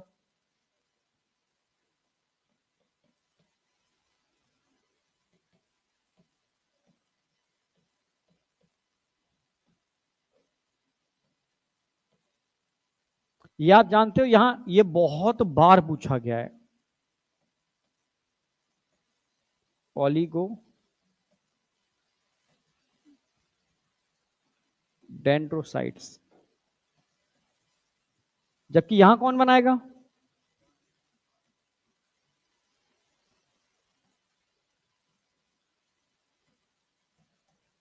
स्वान सेल्स बनाएंगे। यहां पर अगर मालिन शीट की बात करता हूं मैं, कॉन्टिन्यूस मालिन शीट होती है।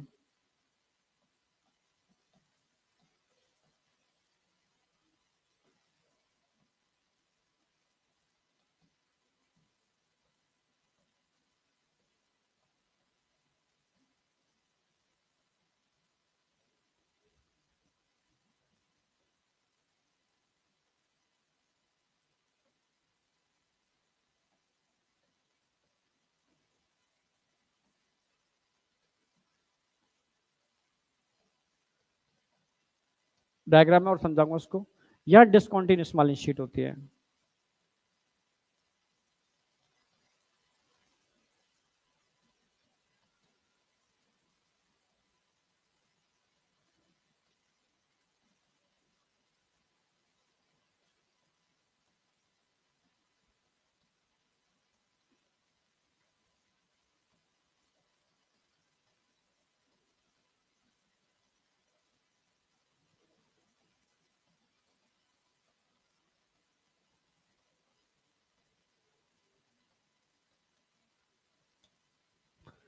ठीक है, डिसकॉन्टिन्यूस मालिन शीट होती है with few notes of Ranvier, ठीक है। अब यहां दो टाइप के न्यूरॉन बताते हैं, मालिनेटेड भी बताएं, नॉन मालिनेटेड भी बताएं, ठीक है। In case of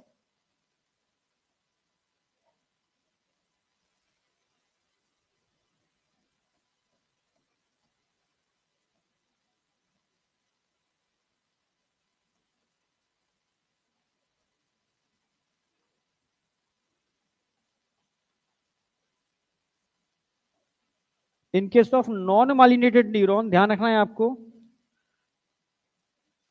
Schwann cell present होते हैं।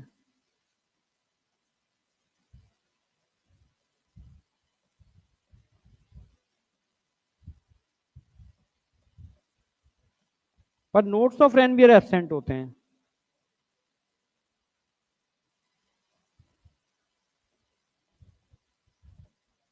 क्योंकि नोट्स ऑफ रेनवियर तभी प्रेजेंट होंगे जब स्वान सेल प्रेजेंट होंगे। आप समझ रहे हो? तो नोट्स ऑफ रेनवियर क्या है? It is a non myelinated area between two myelin sheath. Clear है? और दो मालिन शीट तभी बनेंगे जब डिसकॉन्टिन्यूअस मालिन शीट होगी, वो तब होगी जब स्वान सेल होंगे।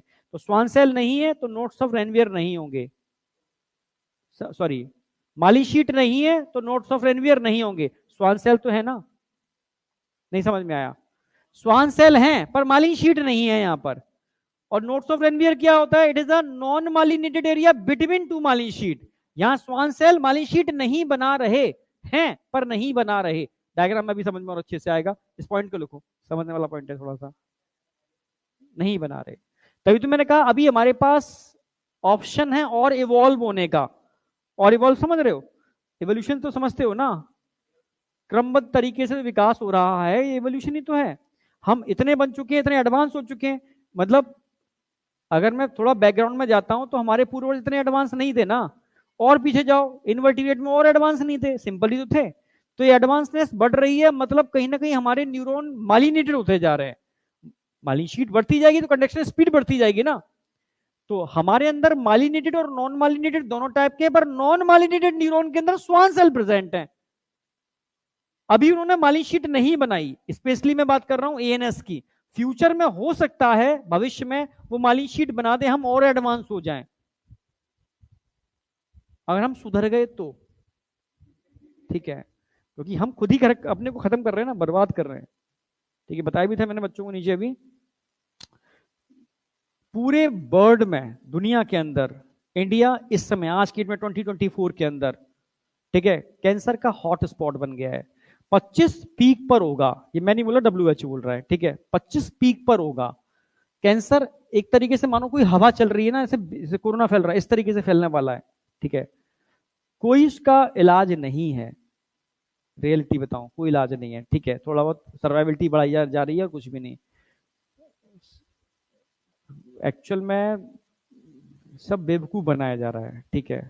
रियलिटी ये है यहाँ पर इंडिया के अंदर बहुत बुरी हालत है। अंदर की स्थिति सिर्फ हम पढ़ रहे हैं ना, वो अलग है, और अंदर की स्थिति बहुत खराब है, बहुत खराब, मतलब सोचने से परी है, ठीक है। और हम जितने एडवांसनेस हो, हम एडवांस हो रहे हैं, एडवांस नहीं हो रहे हैं हम, जितने आलसी टेक्नोलॉजी पे डिपेंडेंट होते जा रहे हैं, उतना ही हमारे डीएनए की कॉलिंग लूज हो रही है।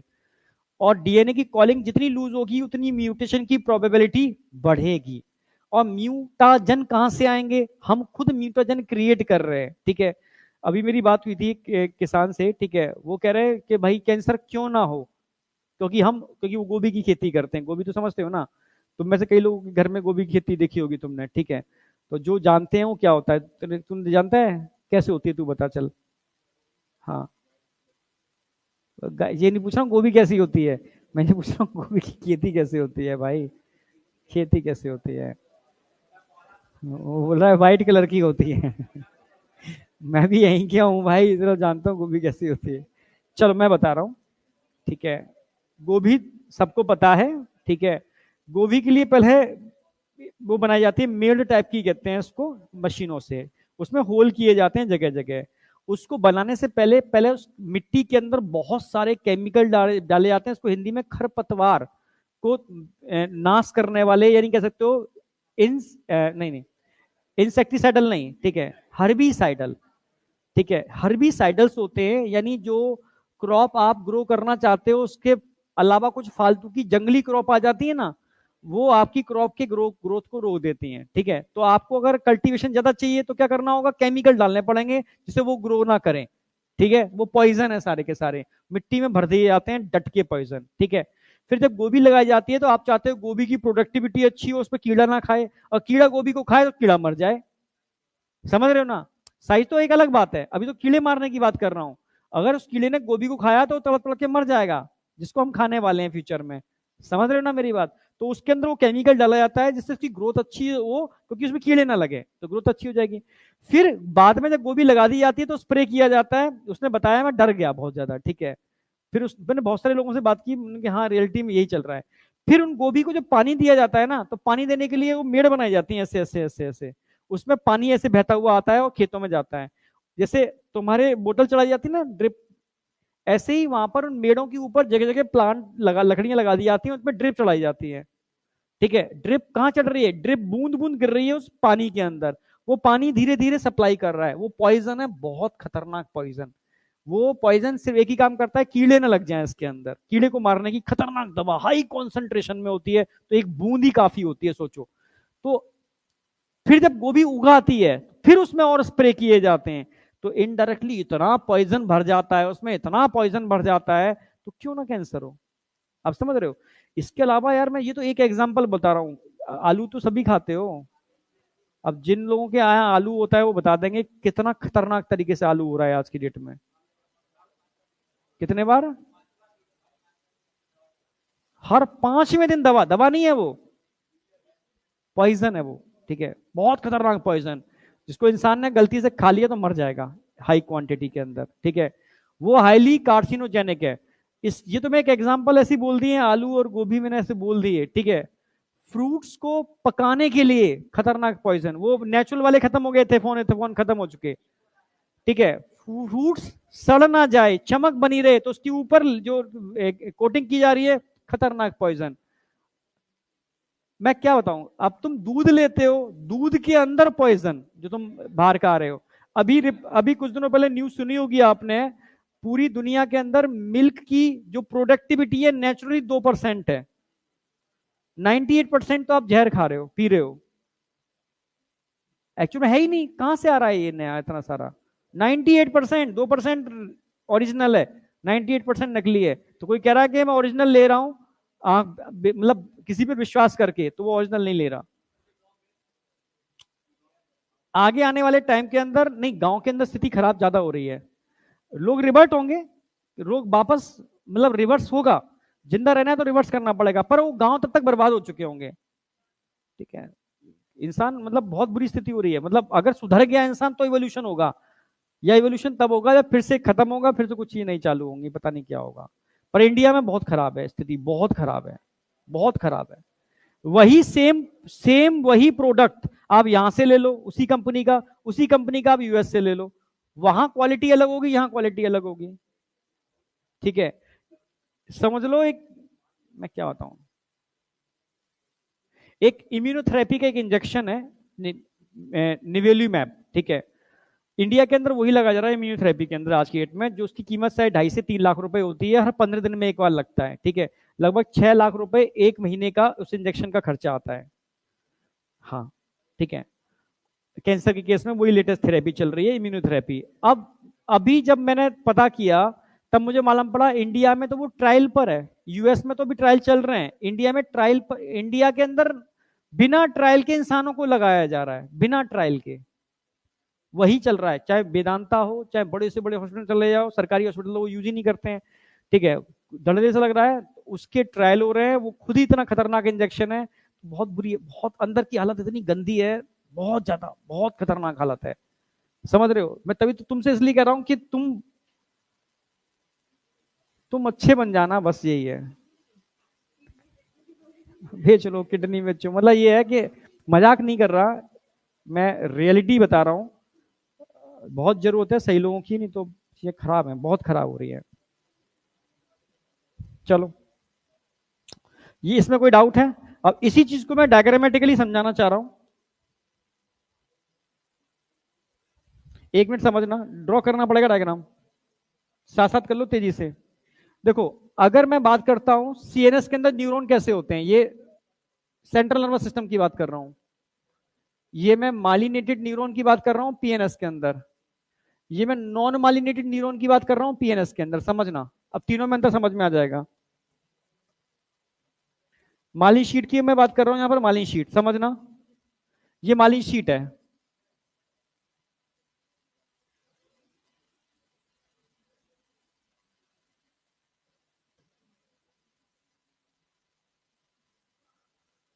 ठीक है, ये भी मालिन शीट ही है, डिसकंटिन्यूअस मालिन शीट।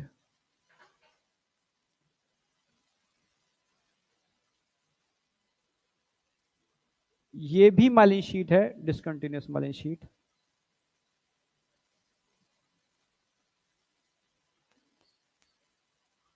और मालिन शीट को बनाता कौन है? Schwann cell. समझना, यहां तो स्वान सेल है ही नहीं, यहां स्वान सेल है, ये स्वान सेल है,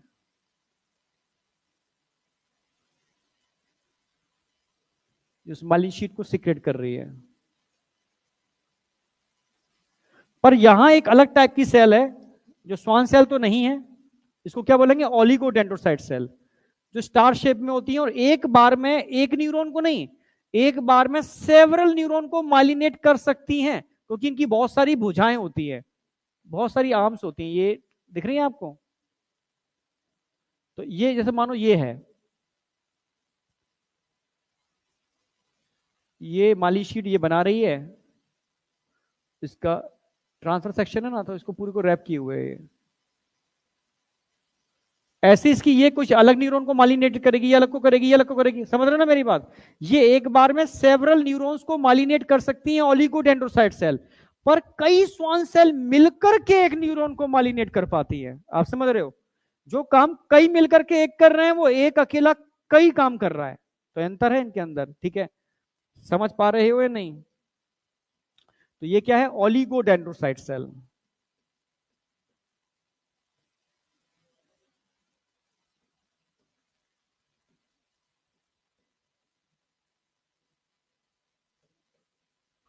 जबकि ये क्या जो ये बना रखा है, ये क्या है? Schwann cell.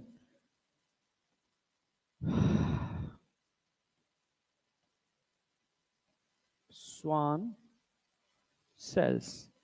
अगर नॉन मालिनेटेड न्यूरॉन की बात करूंगा तो स्वान सेल तो मिल रही है, देखने को मिल रही है क्या आपको? पर क्या मालिन शीट बना रही है? तो इसको आप नोट्स ऑफ रेनवियर बोलोगे इसको? क्योंकि नोट्स ऑफ रेनबियर दो मालिन शीट के बीच का पार्ट नहीं होता। Nodes of Ranvier nodes of Ranvier दो स्वान सेल के बीच का पार्ट नहीं होता। नोट्स ऑफ रेनवियर दो मालिन शीट के बीच का पार्ट होता है। तो मालिन शीट ही नहीं है तो नोट्स ऑफ रेनवियर ही नहीं होगा यहां पर।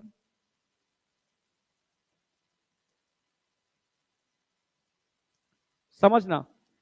अच्छा, ये व्हाइट कलर का स्ट्रक्चर दिख रहा है वो क्या है? मालिन शीट।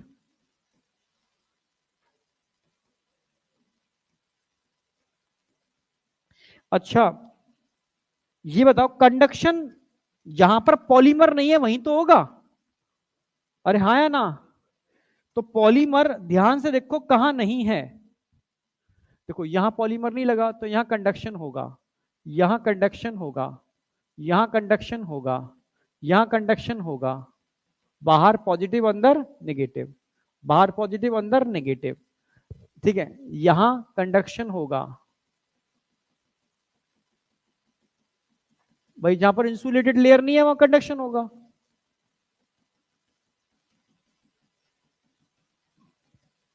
यहां पूरे पे कंडक्शन होगा क्योंकि इंसुलेटेड लेयर है ही नहीं।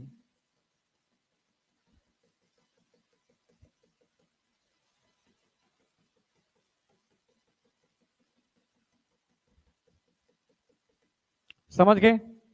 अगर मैं कहूंगा कि यहां कंडक्शन कहां से कहां हो रहा है, डायरेक्ट यहां से यहां हो रहा है ना, क्योंकि नोट्स ऑफ रेनवियर बहुत कम है, पर यहां नोट्स ऑफ रेनवियर बहुत ज्यादा है क्योंकि डिसकंटिन्यूअस मालिन शीट है। तो ऐसा लगेगा जंप करता हुआ कंडक्शन हो रहा है। साल्टेटरी बोलते हैं इसको, jumping type, saltatory conduction, jumping type, jumping type, jumping type, saltatory conduction, इसको बोलते हैं साल्टेटरी।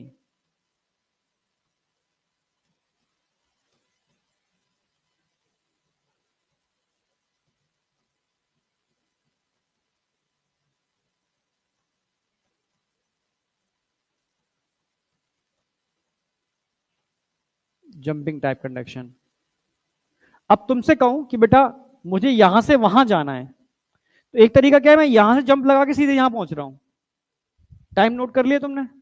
अगला तरीका क्या है, छोटी छोटी जंप लगा के पहुंच रहा हूं, छोटी छोटी जंप लगा के यहां तक पहुंच रहा हूं। टाइम नोट कर लिया। तीसरा क्या है, मैं जंप ही लगा रहा, एक एक कदम कदम मिला मिला के आगे चलूं, कदम कदम मिला के चल रहा हूं। टाइम नोट कर लिया। तो सबसे कम टाइम मुझे कब लगेगा, पहले वाले में, दूसरे वाले में, तीसरे वाले में? पहले वाले में। ठीक है, यानी लॉन्ग जंप जहां लगा रहा हूं यहां स्पीड ऑफ कंडक्शन क्या होगा, कंडक्शन स्पीड क्या होगी, फास्टेस्ट।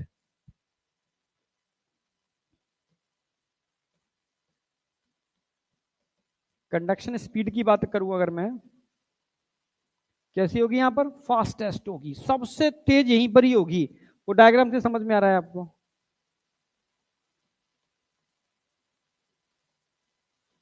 हाँ, यहां फास्ट होगी पर यहां स्लो होगी क्योंकि इंसुलेटेड लेयर ही नहीं है। समझ में आया नहीं आया? अब बताओ क्या चीज समझ में नहीं आई? कंडक्शन स्पीड, ओलिगोडेंड्रो स्वान सेल में अंतर। स्वान सेल बेचारी कई मिलकर के एक न्यूरॉन को मालिनेट कर पा रही हैं, एक अकेली ओलिगो सेवरल न्यूरॉन को मालिनेट कर दे रही है। बहुत सारी बुझाएं हैं उसकी आर्म्स।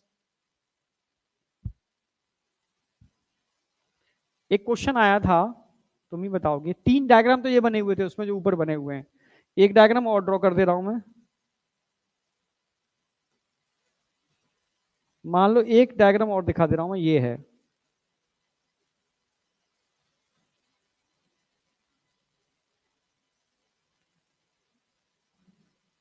ये मालिन शीट है।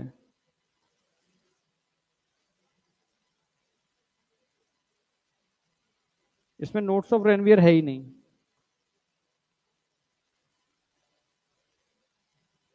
बताओ कंडक्शन स्पीड है, बताओ किसमें सबसे ज्यादा होगी, पहली, दूसरी, तीसरी या चौथी? फर्स्ट, सेकंड, थर्ड या फोर्थ? तो फोर्थ वाली में क्या होगी?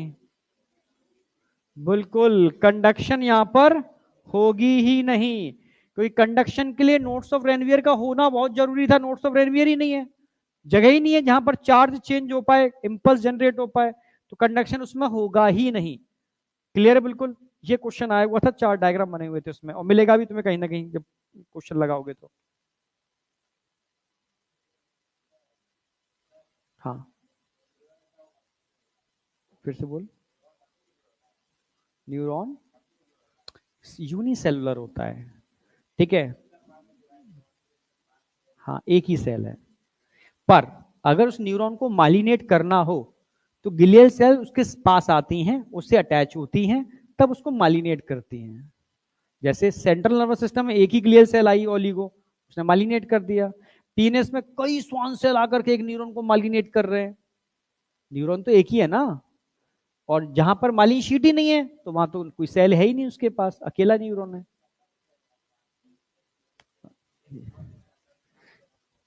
अरे यही तो समझा रहा हूं, और क्या बोल रहा हूं मैं। ये ओलिगोडेंड्रोसाइट सेल है, ये न्यूरॉन का पार्ट नहीं है, ये ग्लियल सेल है।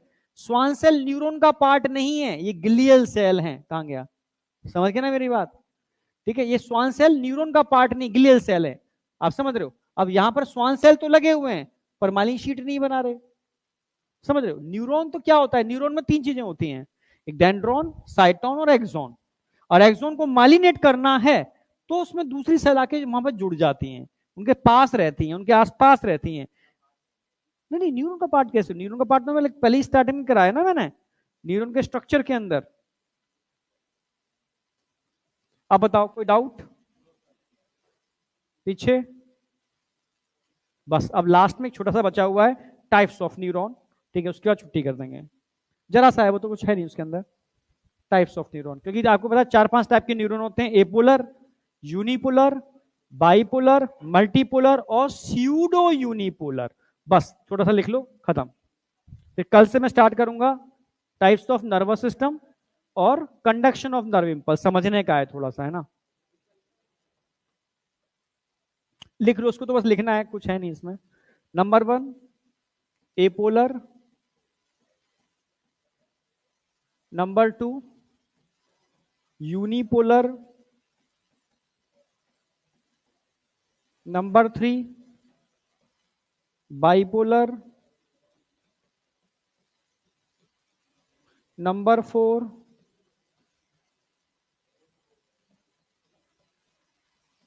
मल्टीपोलर, और नंबर फाइव, ये थोड़ा बच्चा पूछता है इसके बारे में, स्यूडो यूनिपोलर।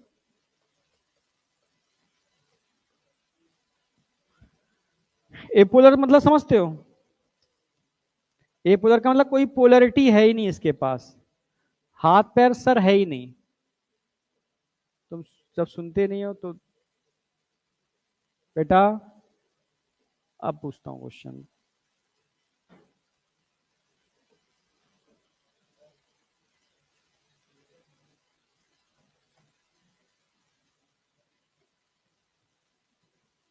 एपोलर का मतलब समझ रहे हो, ना इसमें डेंड्रोन है ना एक्सोन है, पूरी बस सेल है, सेल के ऊपर छोटे छोटे प्रोसेस होते हैं।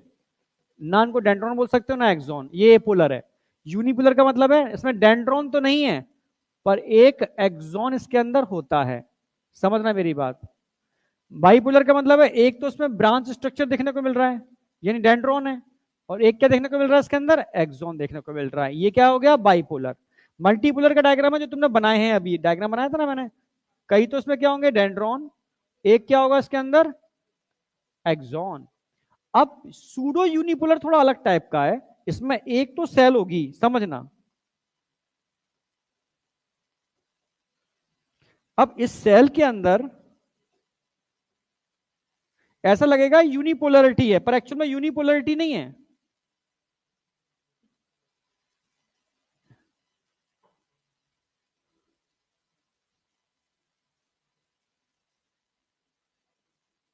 दो प्रोसेस हैं इसके, एक तरफ तो ये ऐसा स्ट्रक्चर है, एक तरफ इसमें ऐसा स्ट्रक्चर है। इधर ध्यान से देखोगे तो रिसेप्टर देखने को मिलेंगे, इसके पास क्या है, रिसेप्टर्स, सिग्नल को रिसीव करेगा। यहां ध्यान से देखोगे तो इनके अंदर क्या है, न्यूरो ट्रांसमीटर्स, क्या भरे हुए, न्यूरो ट्रांसमीटर्स। और किससे जुड़ा हुआ है ये वाला पार्ट, ये जुड़ा हुआ है आपके बैकबोन से, सेंट्रल नर्वस सिस्टम से। ये आपकी बैकबोन है, सेंट्रल नर्वस सिस्टम, सीएनएस।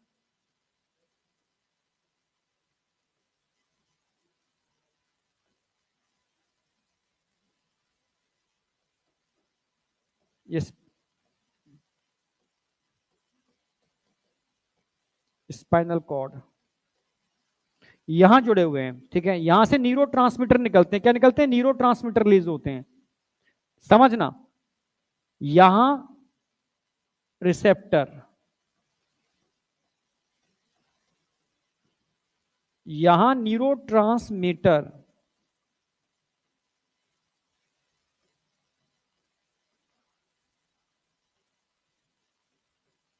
जरा बताओ, रिसेप्टर डेंड्रोन के पास होते हैं या एक्सोन के पास होते हैं? डेंड्रॉन।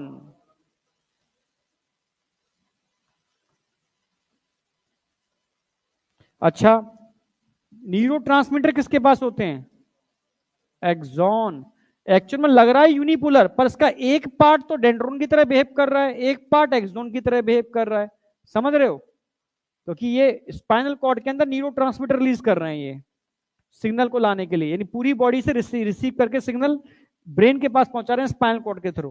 तो ये प्लगिंग सिस्टम है, ये न्यूरॉन सेंट्रल नर्वस सिस्टम से जुड़ रहे हैं, या न्यूरोट्रांसमीटर रिलीज कर रहे हैं। तो सिग्नल कहां से कहां जा रहा है? सिग्नल यूनी डायरेक्शन में, यहां से सिग्नल सीधा कहां जा रहा है? सेंट्रल नर्वस सिस्टम के पास। तो सिग्नल को ला रहे हैं, तो सेंसरी हो गए मोटर हो गए? बस सेंसरी। भाई मोटर तो सिग्नल लेके जाता है ना, सेंसरी सिग्नल लेके आता है। तो किस नेचर के हो गए? सेंसरी नेचर के हो गए। क्वेश्चन पूछा गया है कि सूडो यूनिपोलर न्यूरॉन किस नेचर के होते हैं? सेंसरी। ठीक है, समझ में आया नहीं आया ये इतनी बात? इसके अंदर ना डेंड्रोन है ना एक्सोन है, यहाँ एक एक्सोन है, यहाँ एक एक्सोन एक डेंड्रोन है, यहाँ कई डेंड्रोन एक एक्सोन है, यहाँ दो इनके ब्रांच हैं। ऊपर से तो एक ही आ रहा है साइटोन में, यूनिपोलर लग रहा है, पर एक्चुअल में यूनिपोलर की तरह बिहेव नहीं कर रहा। एक पार्ट इसका डेंड्रोन की तरह काम कर रहा है, एक पार्ट एक्सोन की तरह काम कर रहा है, इसलिए इसको क्या बोल रहे हैं हम? Pseudo unipolar. समझ में आया नहीं आया? और नेचर क्या हो गया? सेंसरी, सिग्नल को लाने का काम कर रहा है, सेंसरी नेचर का हो गया। स्ट्रक्चर समझ में आए तीनों के या नहीं, पांचों के? कोई डाउट है? पहले यहां पूछो। अगला क्वेश्चन आएगा कहां मिलते हैं, एग्जाम्पल जैसे एनसीईआरटी में दे रखा है। सबसे सिंपल टाइप के न्यूरॉन कहां देखने को मिलेंगे? सिंपल टाइप के सबसे, हाइड्रा, सिलेंटेटा में बने थे ना, तो एग्जाम्पल कहां देखने को मिलेंगे? हाइड्रा।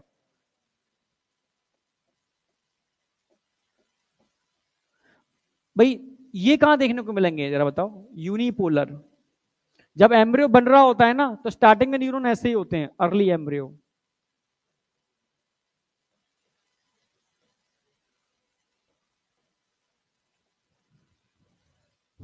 अभी तो सिलेबस में नहीं है आपकी आईज, आईज ईयर नोज इन सब में हम लिखाते थे, आईज एग्जाम्पल ध्यान रखना। अच्छा, मल्टीपोलर मोस्टली बॉडी में यही होते हैं, मल्टीपोलर मोस्टली का मतलब बॉडी में यही होते हैं, आईज ईयर को छोड़ दो तो यही होते हैं, ठीक है, मोस्टली प्रेजेंट इन बॉडी।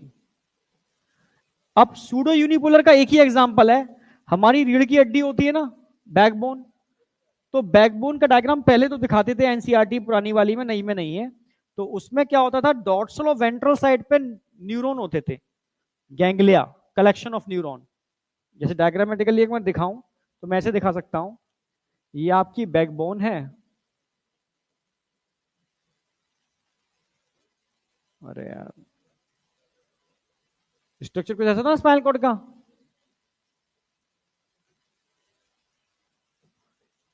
ठीक है। तो डॉर्सल साइड पर कुछ न्यूरॉन होते थे, डॉर्सल डॉर्सल साइड पर न्यूरॉन, ये ऐसे ही कुछ न्यूरॉन वेंट्रल साइड पर भी अटैच होते थे, याद आया? तो डॉर्सल साइड पे जो न्यूरॉन होता है डॉर्सल साइड पर, ये डॉर्सल है, ऊपर डॉर्सल होगा नीचे वेंट्रल होगा, हाँ है ना? जो सिग्नल को लाने का काम कर रहे हैं, बॉडी पार्ट से सिग्नल को बैकबोन में लाने का काम कर रहे हैं, समझ रहे हो? तो ये किस टाइप के न्यूरॉन होंगे? Pseudo unipolar, pseudo unipolar. बस एक ही एग्जांपल है, dorsal root ganglia of spinal cord, ये स्पाइनल कॉर्ड है, dorsal root ganglia of spinal cord, और कहीं नहीं होते हैं।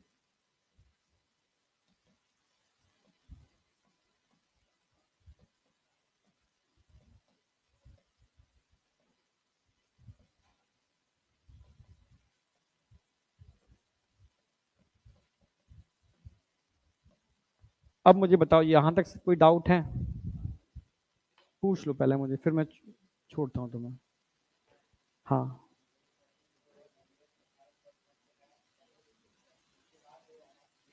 फिर सीएनएस के न्यूरॉन काम करेंगे। वो अपने न्यूरॉन है उसके जिसमें ओलिगोडेंड्रोसाइट सेल्स होते हैं। वो भी डोर्सल साइड बोला मैंने, वेंट्रल नहीं बोला। वेंट्रल अलग, ये तो मोटर होते हैं, ये सूडो यूनिपोलर हैं। मतलब ये अलग टाइप, सेंसरी मोटर सब टाइप के हो सकते हैं नीचे, ठीक है। इनकी बात नहीं कर रहा हूं मैं, सिर्फ डोर्सल साइड की बात कर रहा हूँ। Dorsal root ganglia of spine, ganglia का मतलब गुच्छे होते हैं इनके, ठीक है। अब बताओ कोई डाउट? कुछ क्वेश्चन दिए लास्ट में मैंने, ये कर लेना सारे के सारे, मैं होमवर्क लिख देता हूं बस।